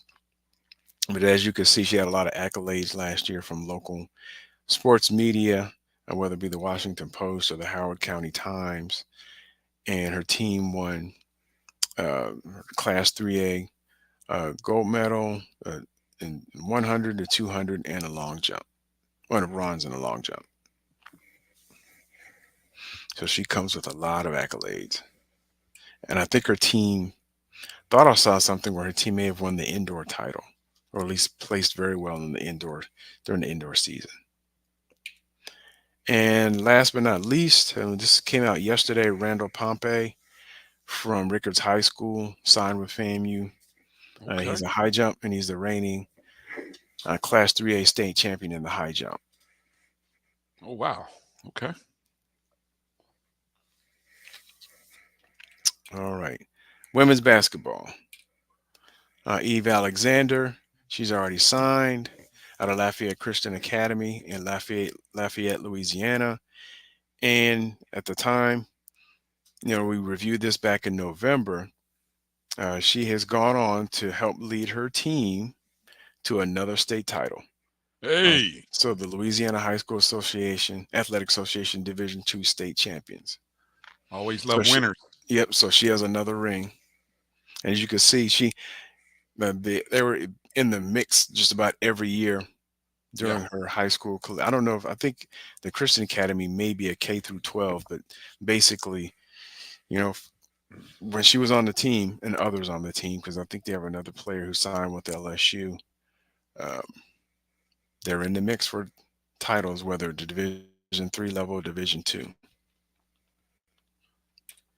Demaya Griffin, excuse me, she committed in December. I think I should say December 24th, not December 2nd. I have not seen where she signed, and I did see where she was voted the National Junior College Athletic Association Division I Women's All-American team on second team, and she was voted the Georgia Collegiate Athletic Association, which I believe is the league that her school plays in, Women's Basketball Player of the Year. Okay. For men's basketball, recent commitments. Coach Pat coming in. Yep. Coach Pat. So 2 recent commitments within the last week or so, actually within the last couple of days. Lenard Taylor balled at St. Francis High School, St. Francis Academy in Baltimore. And, that's one of those prep powerhouses. We know about them in football. So they're almost like the IMG Academy of the North, or at least on the Mid-Atlantic, because they play that kind of schedule and try to recruit that kind of talent. So I'm assuming they do the same thing on the basketball side. I don't know to what degree, they have the same level of success, but out of Clarendon College in Clarendon, Texas. So he gave us a verbal commitment on the 28th, which I believe was Sunday or Monday. So it was sometime early this week. And don't forget, Coach Pat is from the DMV, the DC area, if I'm not mistaken. So I bet he's very connected and tied in with programs up there. So it's good to get a young man from that area, from a good program. Sounds like a good program. That's a nice feeding ground to be able to get a few guys from. Yes, and the next one, the latest commitment, came yesterday from Randy Smith. Big time. There's a 6'3", 190, almost near 200-pound guard out of Columbus High School in Miami, so Miami Columbus. And he transferred over from Palmetto, Miami. But he was voted a Class 7A, 5A All-Dade County boys basketball team, made the second team, led his team to a state title this year in Class 7A. And last year when he was on Palmetto High School, they made it to the regional semifinals in Class 7A. So they're playing up at the top or second highest level in basketball in the state.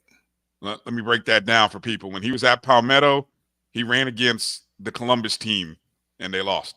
And so he was like, yeah, I got to go join them dudes. But anyway, that Columbus team, I'm just guessing here, but that Columbus team is the number 2 team in the state of Florida behind Montverde, who's the number 1 team in the country. Columbus is like the number 2 or 3 team in the country. The Carlos Boozer's boys.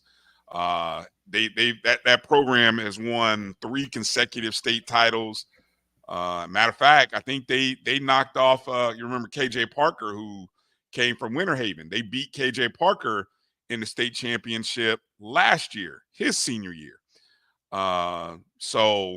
Here's a young man who, if he's if you've ever seen Columbus High School play, besides being like ooh and ah about the Boozer kids, no, this team can shoot. And Coach told us, what did he say he want? Guys who can shoot the 3 and guys who can lay it up, get to the rim. And matter of fact, I think Randy was committed to St. Thomas. Yeah, which is where Coach was. So this was a flip. Mm-hmm. I think that's all I have for the Olympic sports. Now, quick question on that, along that vein, Brian. Just want to ask you a question. I see Hollow just put KJ is gone. Now, KJ's in the portal. KJ? I don't know if he's committed anywhere. What's your feel on, if he may come back and what kind of backcourt we would have?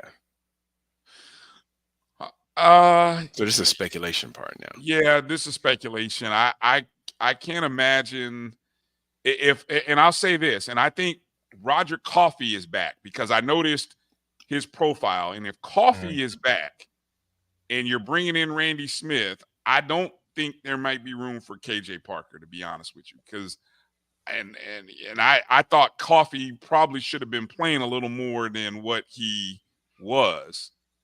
I think if you're bringing in Randy Smith, I think this is sort of a fill or a replacement for possibly not getting KJ back. And also what's his name? Spear is in the portal. So Spear is in the portal. KJ's in the portal. You got to reload on the backcourt. And if Coffey's staying, I think that's a good sign because I think Coffey was – I loved Coffey coming out of JUCO and A&T, which I think is where he was prior to coming to FAM. That was the other guy. That was Love Bettis. Well, we didn't get to see much of Love Bettis. Yeah, he got hurt. Mm-hmm. Yeah, so hopefully. Now, the question is, I guess the reason I ask is because at least I don't know how Coach P is going to run everything, but it seemed like we've talked about before, we're a guard-heavy league. So, having KJ in the mix doesn't seem like it would be a far stretch if you're a guard heavy league or a guard heavy team. I just saw Hollow put in there Grant. Grant is the one I'm curious to see because I believe he still has a year of eligibility. Shannon Grant, and that's the. I thought he can play. He can play, and I think he just, if you can get him conditioning to give you a little more, I think he could dominate way more. And who knows, if the offense can use him in a different way, I think he can really give him the damn ball. Yeah. That part. That part right there. Hey, when you gave him the ball, he produced most of the time. Yeah. And I wanted to say, in terms of the basketball guys who are in the portal, I believe most of them got in the portal before the new coach was hired. Yes, they did. So we don't know yet what coach trying to do and what he thinks. But I agree, man. If we can, I think KJ, we need to keep him. I mean, he did play as a freshman, started a lot of games. We know what kind of caliber player and the kind of talent he played against. So I would definitely love to see him stay. Actually,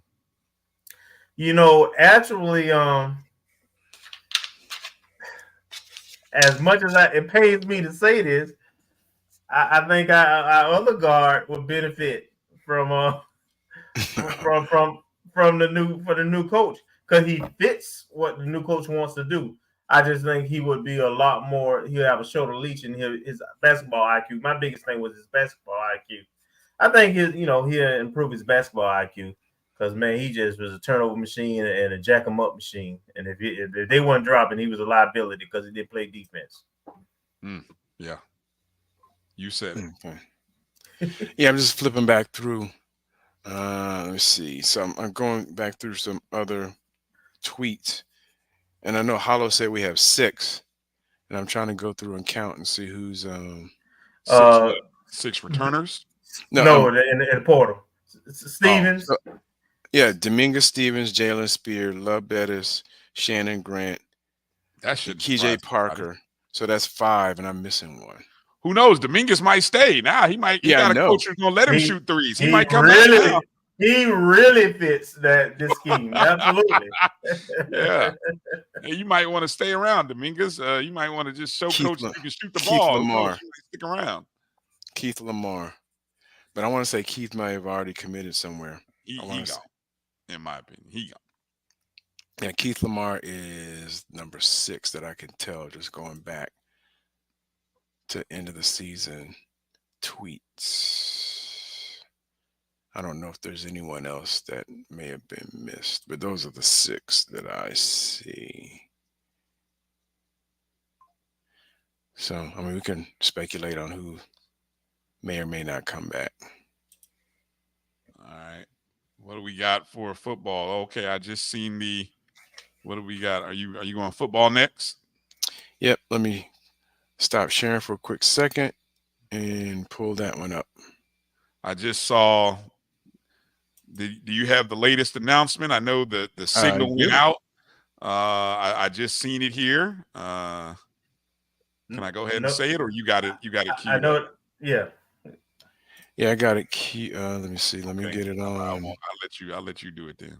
I'm gonna make sure to follow him on social media. Make sure we get all that stuff here on Twitter. Let me see. Slideshow. And we did the recap last week. Yeah, so we can go with the newest one since last week. Yep. So let me try to share.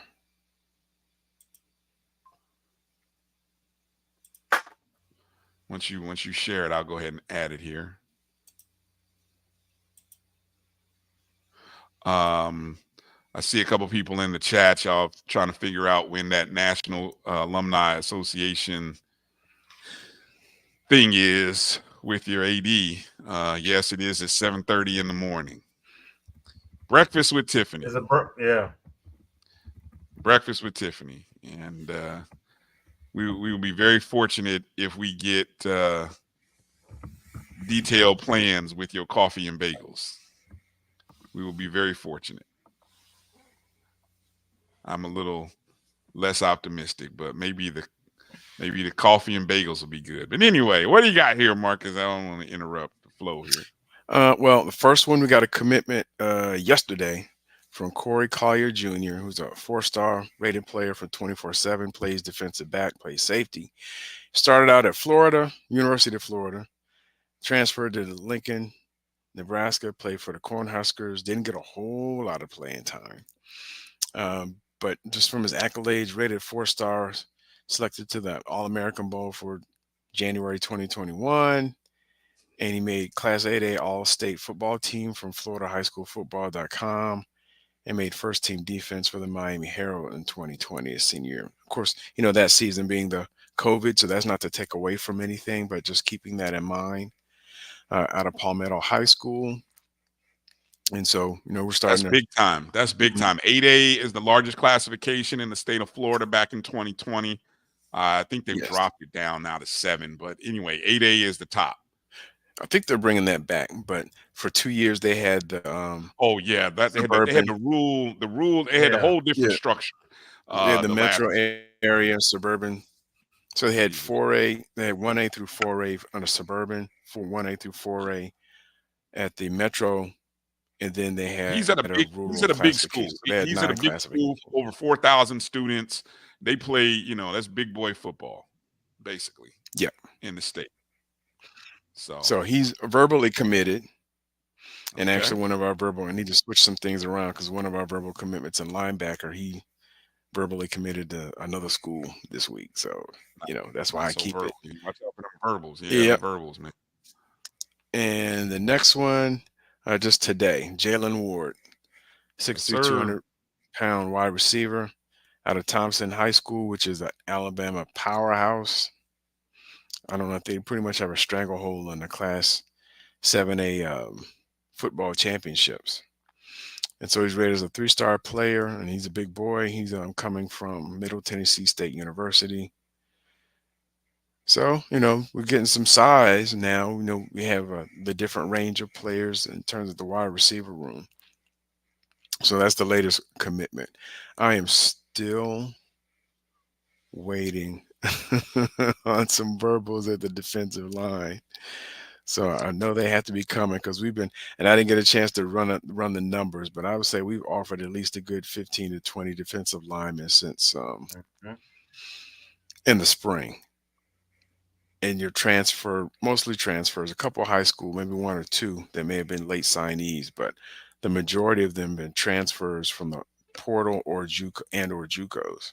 So the number is up there, and I saw today that a couple that we offered committed elsewhere.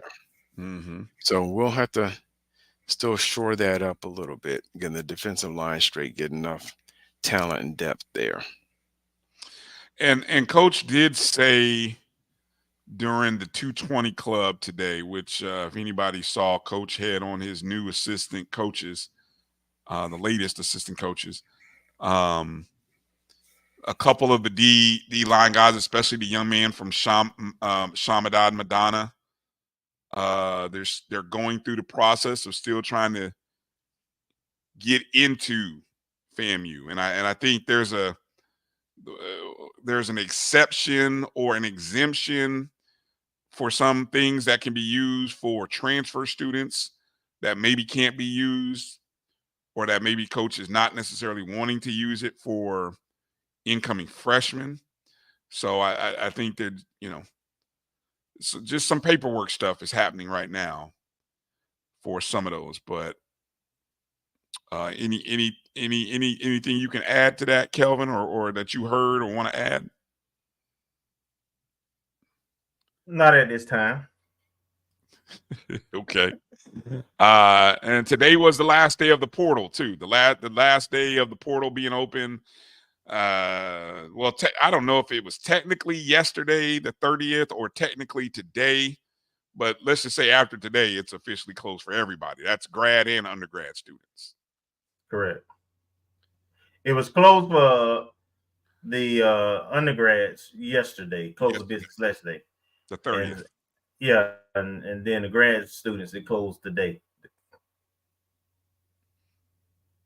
Gotcha. Anything else, Marcus? We did offer a couple more defensive linemen today, so we put a couple things out there. I guess all the coaches, but Coach Moore has been dipping in Texas a little bit, so I see some players with some Texas roots perhaps getting a little more attention than perhaps in the past, just based on his connection. But we did reach out to make a couple more offers to defensive linemen today. Bryan, I'll make some general comments real quick in terms of your question you asked about with transfers and freshmen and so forth. So typically, the junior college kids have to have their AA transferring in. So some of them may be finishing up coursework towards that type of thing before they can be admitted into the university. In terms of the freshmen, there is a process. I know FAFSA and some other things, along with a high volume of applications to FAMU, may have impacted the processing of some things, but that particularly wouldn't impact the freshmen coming in, with the exception of that waiver process. That may push that back some in order to get those. I think that we used to call them profile admits, but those special admits, that process probably has gotten pushed back a little bit with all the other stuff that's going on. So that would explain why Coach saying it's administrative right now. And I will add, offensive line, our numbers are pretty decent, and we haven't really lost a lot. So we brought in a couple, but it wasn't identified as a big need for this particular team going into the fall. D-line is, and like has been indicated, the volume of offers is out there. Also, keep in mind that kids are in the portal, but a lot of our kids, to include those D linemen, haven't committed anywhere. Yep. And the portal just closed. So in terms of roster management, you kind of got to wait, a few more days to see what happens with some of those kids. I imagine now that the portal's closed, people got to make decisions. So. And summer school sessions are about to start in about 2 to 3 weeks. I know Coach Colsey said FAMU's summer session starts in 2 weeks. A-term does. Yeah. A-term, yeah. So, and that's when they start the lifting and everything starts up. So decisions are being made. They're going to be made over the next week or two. Somebody, Kendra asked, has Dunn signed with anyone yet? Have we heard anything from Dunn or seen anything? Not recently. Nothing. And I don't know to what degree, and it's pure speculation because I don't know Anthony Dunn, I don't know Gentle Hunt. I mean, they've been out there for a minute. They have. And I don't know if they are receiving the offers. They have offers. They have offers. I don't know if they're getting the ones that they want, or if they're getting the value that they want just because they haven't committed, or if they're just taking their time. They could be taking their time and making sure whatever strings are attached, they're okay with. So it could be, just vetting the process. But I haven't seen anything that would indicate, at least from the social media, that hey, I'm going here. I did see where Sharif Say is out on a visit to UCLA. And that's probably, I want to say, out of all the schools that our transfer portal entrants have received offers from, that's probably the most high profile, in terms of being a name brand. And it seems like a lot of them are a group of 5, but and maybe a sprinkle of some that are on the verge, but that UCLA visit by Sharif Say is probably do the you biggest one. do you subscribe to? I'm gonna just put and I'm gonna say this too. No. You see what EA put. Yeah. Yeah. First off, Kenya, no, I did not say that. You were hearing things. Your audio must have skipped or something, Kenya. No, I didn't say that. But yeah, the portal is not giving. It's not affecting our roster. It is what it is. It's like, all you gotta do is look at the rest of the country. I'm talking about Power Fives. Yes. Where they losing starting quarterbacks and they best players to the portal. Hey, and there's absolutely nothing you can do about it. Nope. The kids have a right to do it, and they're gonna do it. So just get used to it. And it is what it is. And we still have, according to what I saw from one of the guys, Sam Herder or somebody, we still have one of the highest numbers of FBS to FCS transfers. I mean, we're in double digits, which is more than some other schools. So, right now what it is we got names coming in that we haven't seen perform. And we're focused on that. There's a lot of names that we're aware of. And yes, he is saying that he will welcome them back. And yes, he should welcome them back. But also, at some point, they're going to make decisions. And remember, Marcus, how many? Again, we had 40 some odd guys that left. Did we not? Per the portal? Well, no. I mean, no, it wasn't portal. That were exhausting eligibility. Oh yeah, about a third of last year's team were exhausting based on their classification. Depending on how everything worked out. Whether they had an extra year, but assuming, big assumption, like a grad student, redshirt senior, redshirt junior, could be on the verge of exhausting their eligibility. It could be different individual circumstances. Yeah, we had like 35, 40 players across different positions that potentially could have exhausted their eligibility, with the majority of them being defensive line, and that was the chart we pulled up last week, and wide receiver. Mm-hmm. So we knew we were going to have to go through a holistic rejuvenation of the defensive line regardless, because there were a lot of seniors either through FAMU coming up through the ranks and staying here, or transfers that came in the last 2 years or so, especially last year, with maybe 1 or 2 years left of eligibility. So, I mean, that's not a surprise. And we have to get used to the new landscape, because the player transition, like Kelvin said, and like you see every day, you see players jumping in the portal on the day before. Tennessee State just lost the Buck Buchanan winner on the hours before the portal closed. At least he put his name in. Doesn't mean he's gone. Just putting his name in probably to see what kind of market he has. But you see that from all players, from all levels, at schools that you wouldn't think.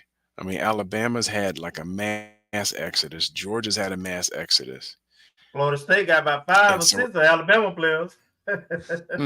So it's let me flip it on the other side. Imagine being a school that lets your coach go or relieves your coach of his duties on the final day of the portal being closed. Imagine being those kids. Well, you're like, whoa, wait a minute. The thing is, but the NCAA is allowed, and this is weird, it's horrible timing, but the NCAA allows you a 30-day window for any players to leave. Coach leaves.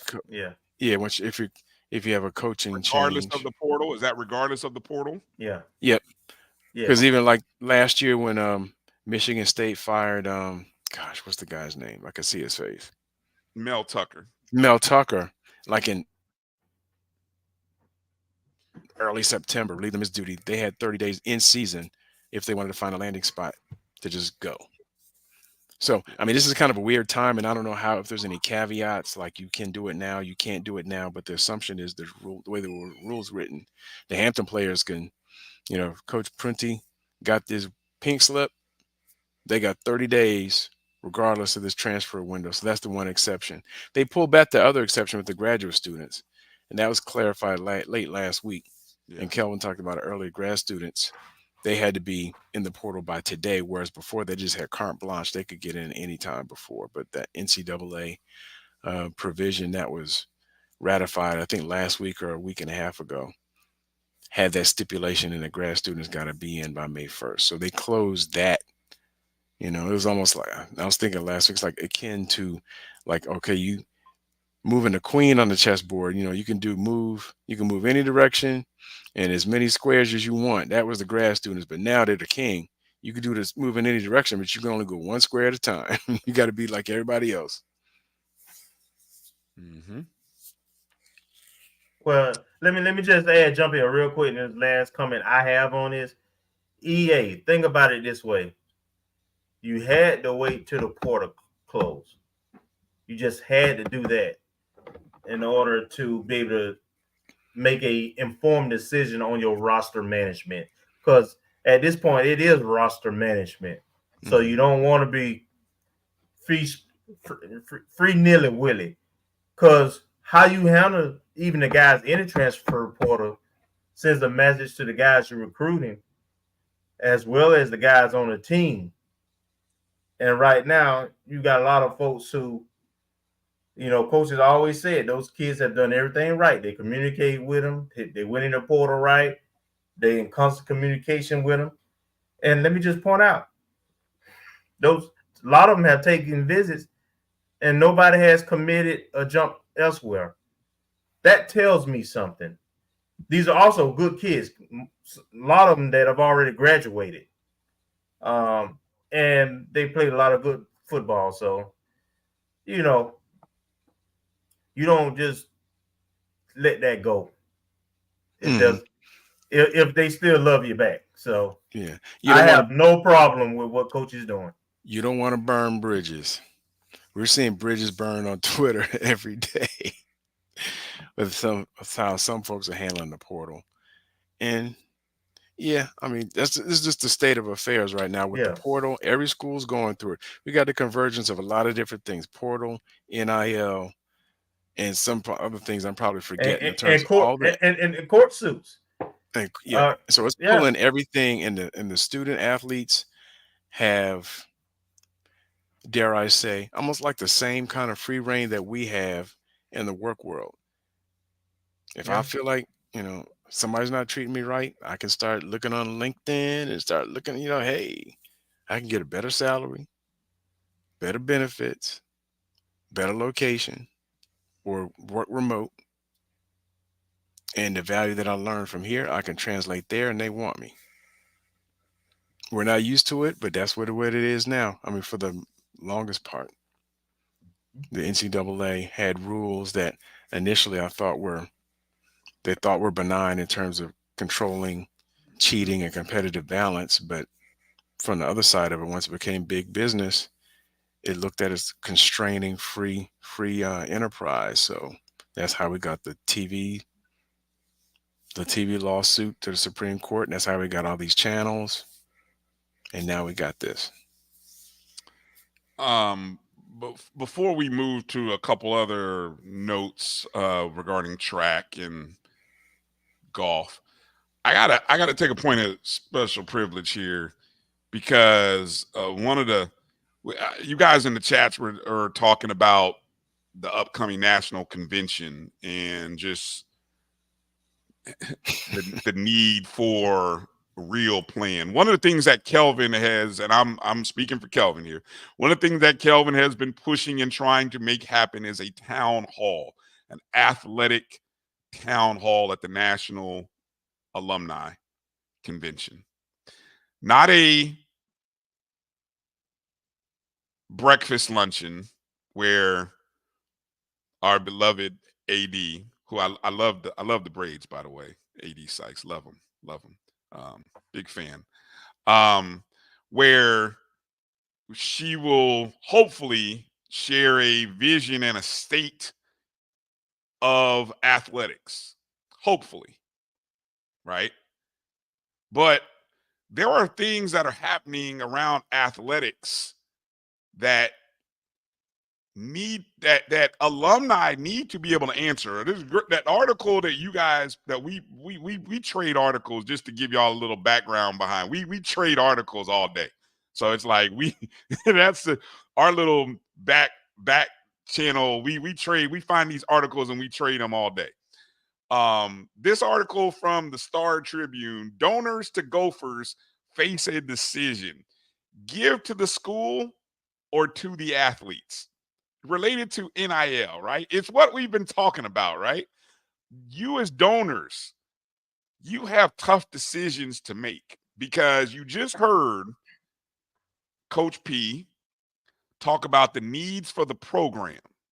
You heard Coach Colsey also talk about the needs for the program. You've heard Coach Gordon. Everybody who got up there on the FAMU Day Giving talked about the needs for the program, right?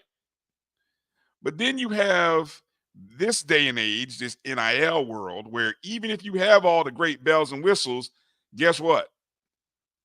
The players are in a need as well. They have needs and need help. They need assistance as well.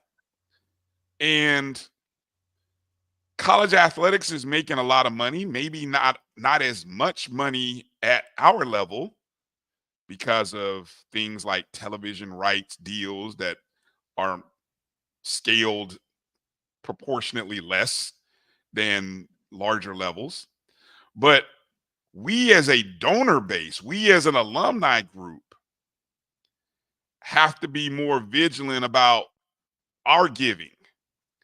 You know, we've been getting hit over the head with only a certain percent of alumni giving.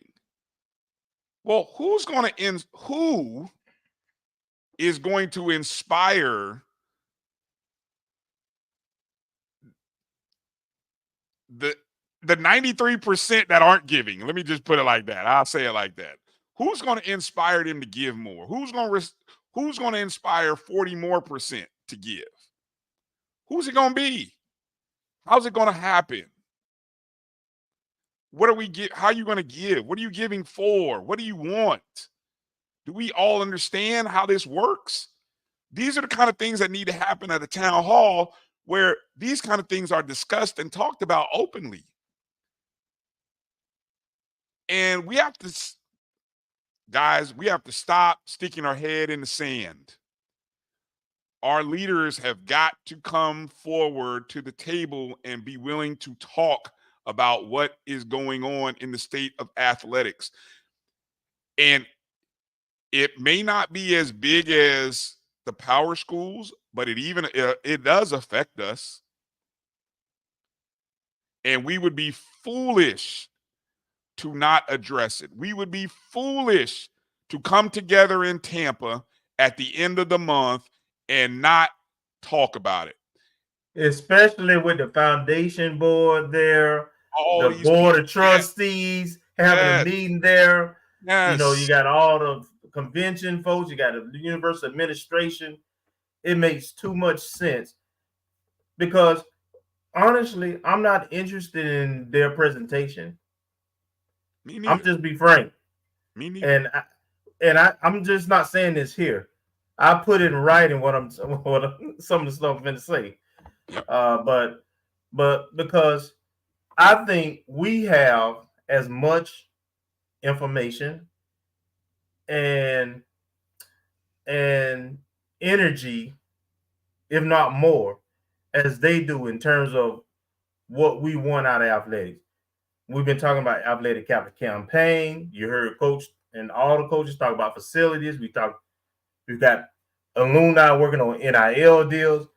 You got people like Bryan and Roy, who's been doing great stuff with online streaming and media for years, decades now.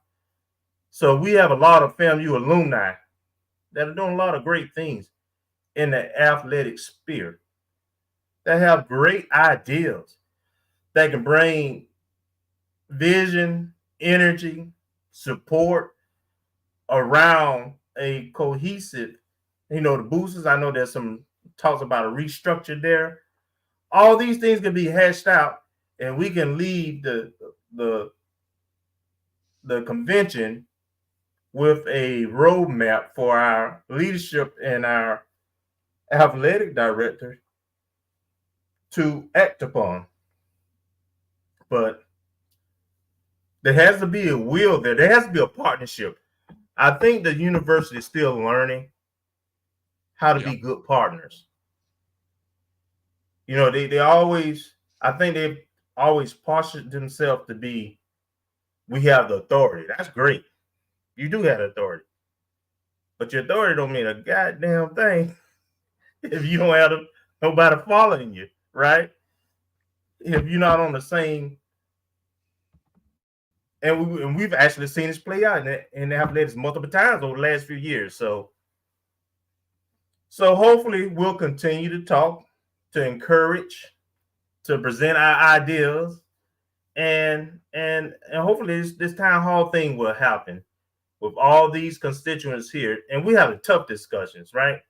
The honest discussions, because it's necessary. And again, our championship coaches, we got a lot of good coaches doing a lot of good things, student athletes and support staff. I never want to leave them out. They deserve this. And we as alumni who support and champion and talk about, we brag them and put it on our apparel and stuff, we deserve it also. So, you know, we'll just keep plugging away. That's my spiel.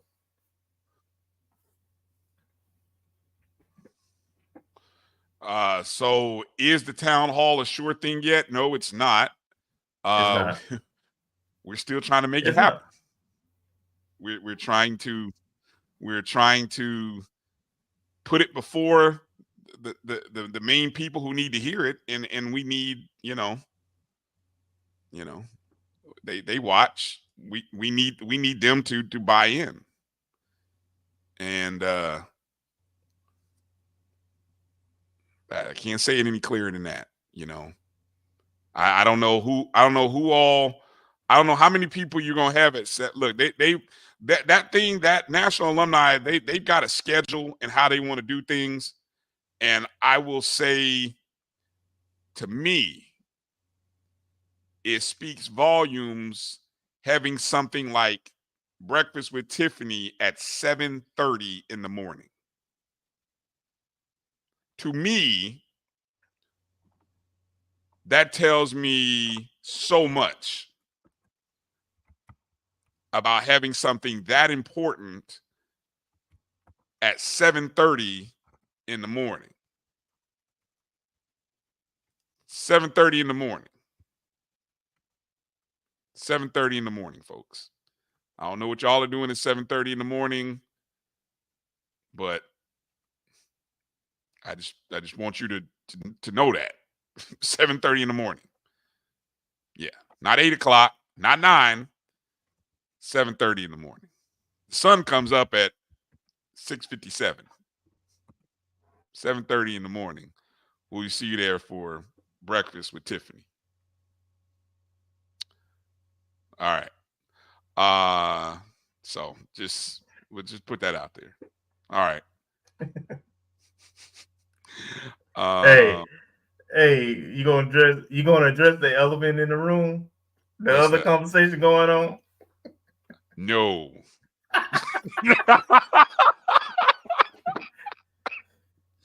No, because no, it's not. What did you say? What did you told me? I don't care. It's true. Let me just put it this way for those who in the chat. Yes, that is true. What Miss Dr. Lori is talking about. It was let me see how. Just go ahead and say it. Hell. There was a case in court from previous AD, and it was tossed out, and it was tossed out authoritatively. Pretty much saying that it was not only justified, but there was multiple ways to justify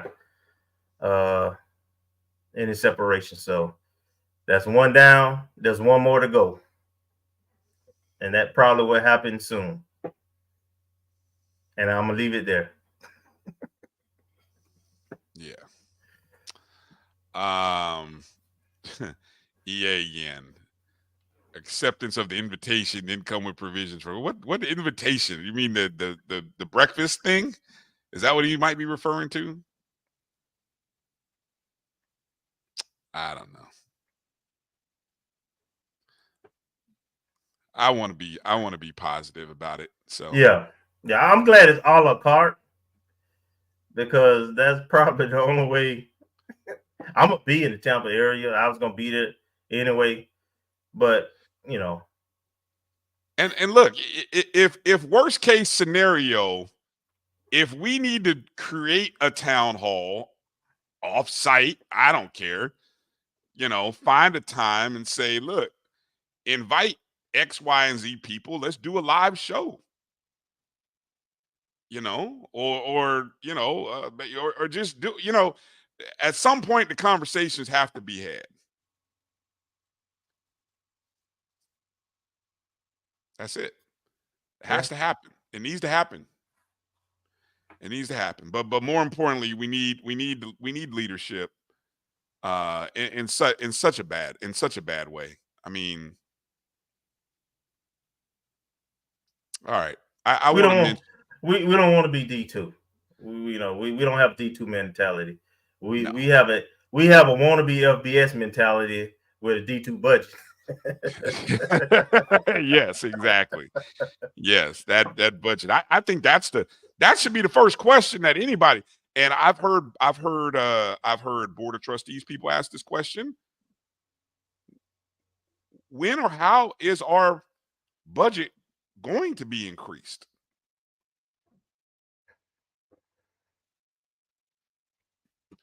We can't find $4 million extra dollars. We can't find $6 more million dollars. You got to raise it, man.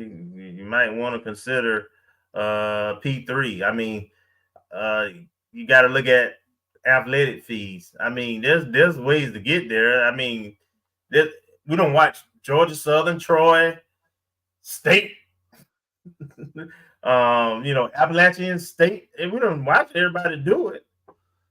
Yeah, it's not rocket science. How you get there? I've watched us raise a lot of money too, millions. Yeah, but honestly, I'm not going to sparse any words here. This is the spirit of COVID coming in. We got to have Dr. Larry Robinson either on board or out of the way, because this whole mindset of you don't want athletics to outshine academics. Come on, man. What are we talking about? You think that's at play here? Yes. Wow. I think it's an either or mentality, and that's just the wrong, especially as big as the media is today, and the biggest events that happen on campus, and you talk about Margin 100, that brand, all the most marketable and corporate attractive entities are some way, shape, or form related to athletics.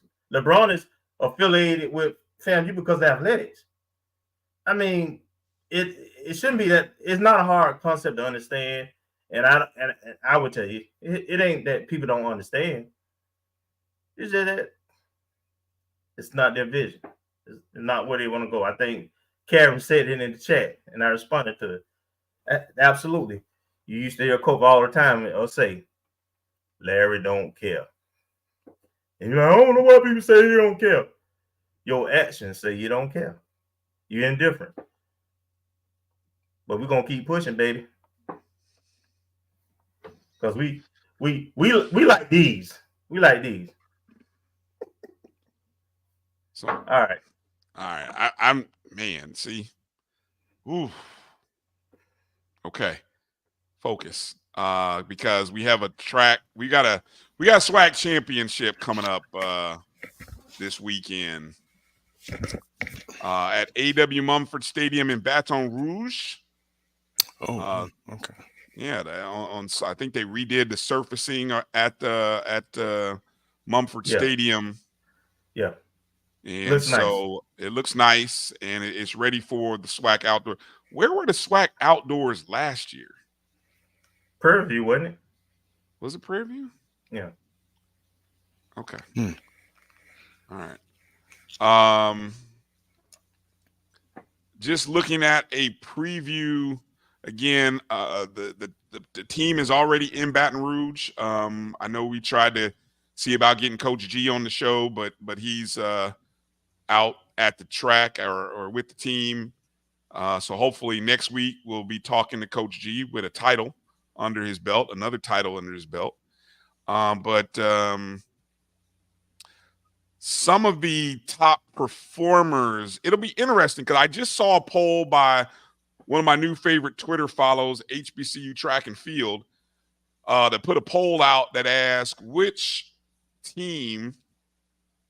women's track and field team do you think will win the SWAC title, the SWAC Outdoor title? Here it says, who will win this year's SWAC Women's Outdoor Track and Field team title? Alabama State, FAMU, Prairie View, or Arkansas Pine Bluff? Currently, FAMU leading with nearly 50% of the votes, with Alabama State coming in second at 32. In terms of some of the best times in the outdoor season for the women, in the 200, Nia Blocker has the second fastest time in the SWAC. Alicia Douglas in the 400 has the second fastest time in the SWAC.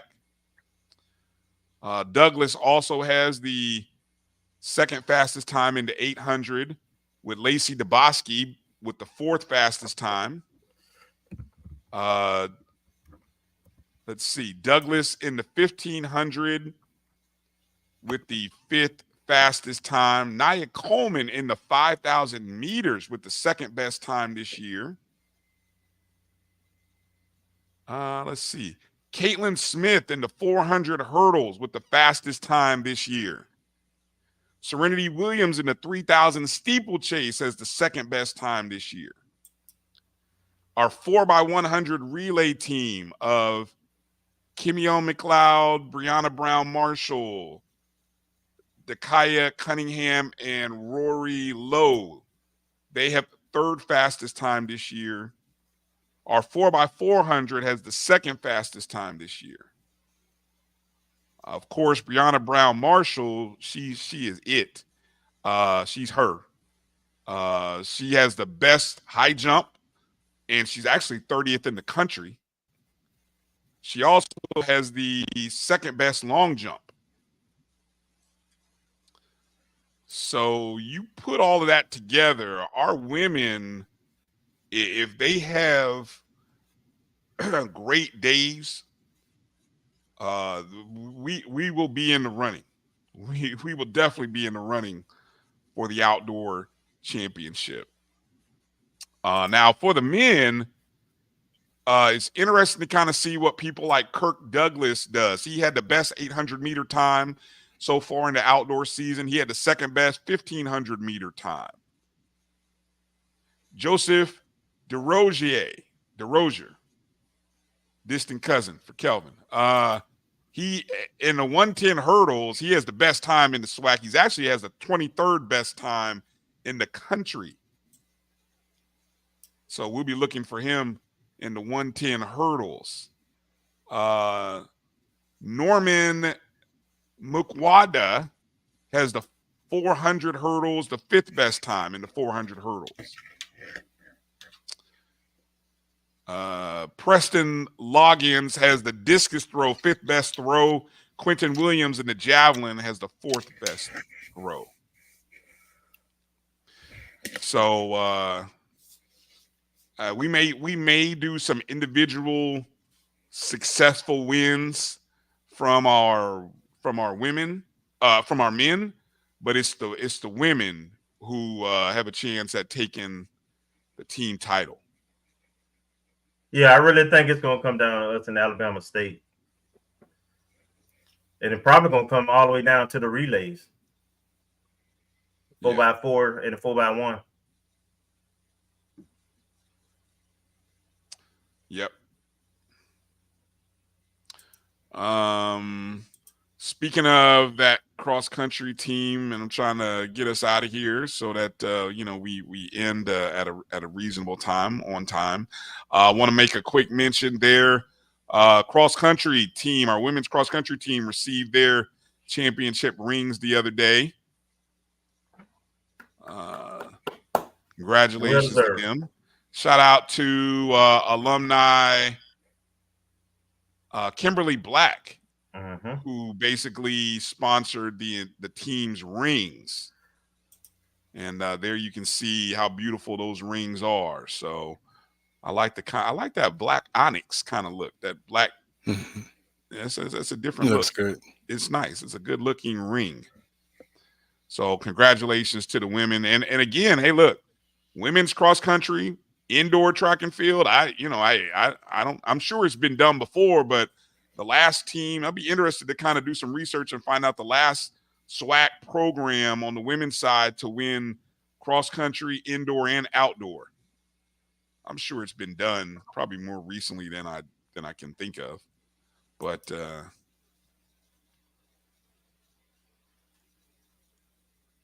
that'll be something to kind of pay attention to. So again, track and field championships will be part of the SWAC digital network starting tomorrow. So you'll be able to watch all of the action live online. That's YouTube, and then just search SWAC digital network. Before we close out the show, got to say a shout out to the golf team, the golf seniors. They were recognized at in between the doubleheader on Sunday or Saturday at the softball doubleheader. They were recognized during the between the two games. Patrick Jean-Pierre, Marcus Taylor, Patrick Wimdalapole or Wimdapole. Sorry, Patrick, if I messed that up. Yeah, you cut it up. Miles Taylor and Dion Riley. So congratulations. I like our golf polos with the little golf dude. I gotta get me one of those. Give me one of those, Kelvin. Look out for it, brother. But shout out to Coach Rice and the golfers. 5 guys, 4 of them are graduating. So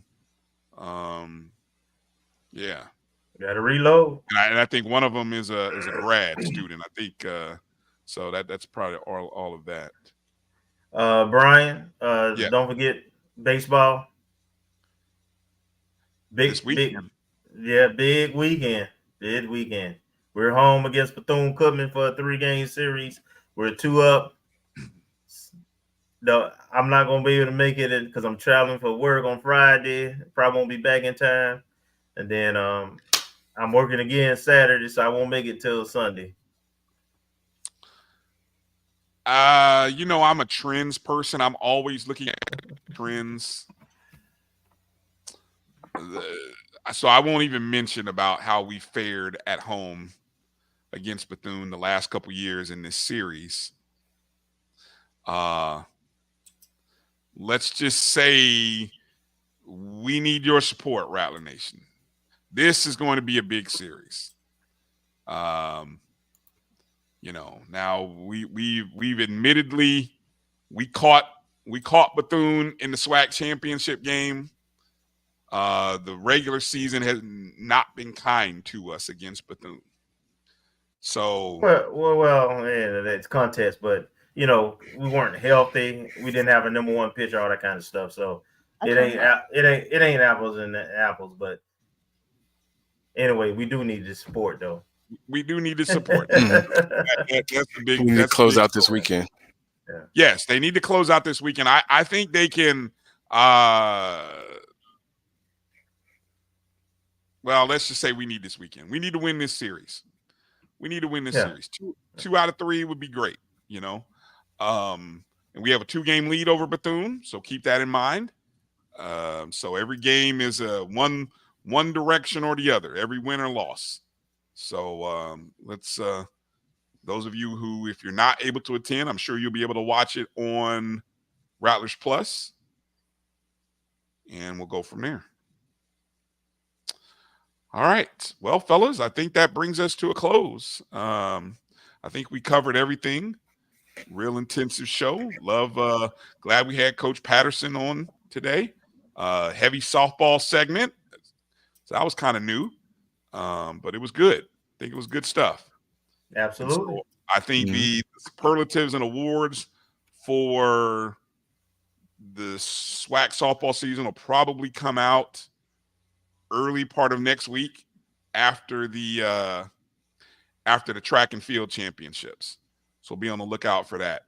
And again, make your reservations if you were in the Gulfport area or if you're a Gulf Coast Rattler to get over there and go check out them. But if you're in Baton Rouge in Louisiana, go over to Southern University, A.W. Mumford Stadium, where the SWAC championships track and field will be held. Should be a good crowd. I would love to see a good crowd on hand. Yes, Kenya, we will do our sports awards that we did last year. We'll do that again. That was kind of fun. It was. We'll do that. We'll do that. So thank you for asking. Okay. I think we've covered everything that we could cover. We want to remind everybody to make sure to subscribe to the O&G StrikeZone and every social media outlet that we are on: Facebook, X, Instagram, on YouTube as well. It's all O&G StrikeZone is where you can find us. If you're a podcast listener, I'd encourage you to go download the BCSN Pod Zone. It's on Spotify, Amazon Music, iHeartRadio, Apple and Google Podcasts. So we appreciate you if you would go check that out and download the podcast, share it. The one thing you can do for us, folks, especially, is sharing our platform. Whether you choose to donate, a cup of coffee or a small change, or whether you choose to join the channel, whether you choose to give a super chat, the biggest thing you can do for us is share this show. Share this show with your family, share it with your friends, share it with your classmates. I know you got those Facebook groups of your classes and FAMU, all that stuff. Please share the show. That would do us a solid. So we appreciate everybody's support, your time and energy and passion in the chat room. Thank you, Dr. Lori, for moderating. Thank you to everybody for being well and doing what you guys do. And that's going to do it for tonight's show. For Marcus and Kelvin, I'm Bryan. Things up in the streets. Be well, be safe. And next time I see you guys, I will be a year older. So God bless. Peace out to the 40s. Bye-bye. Good night, Rattlers.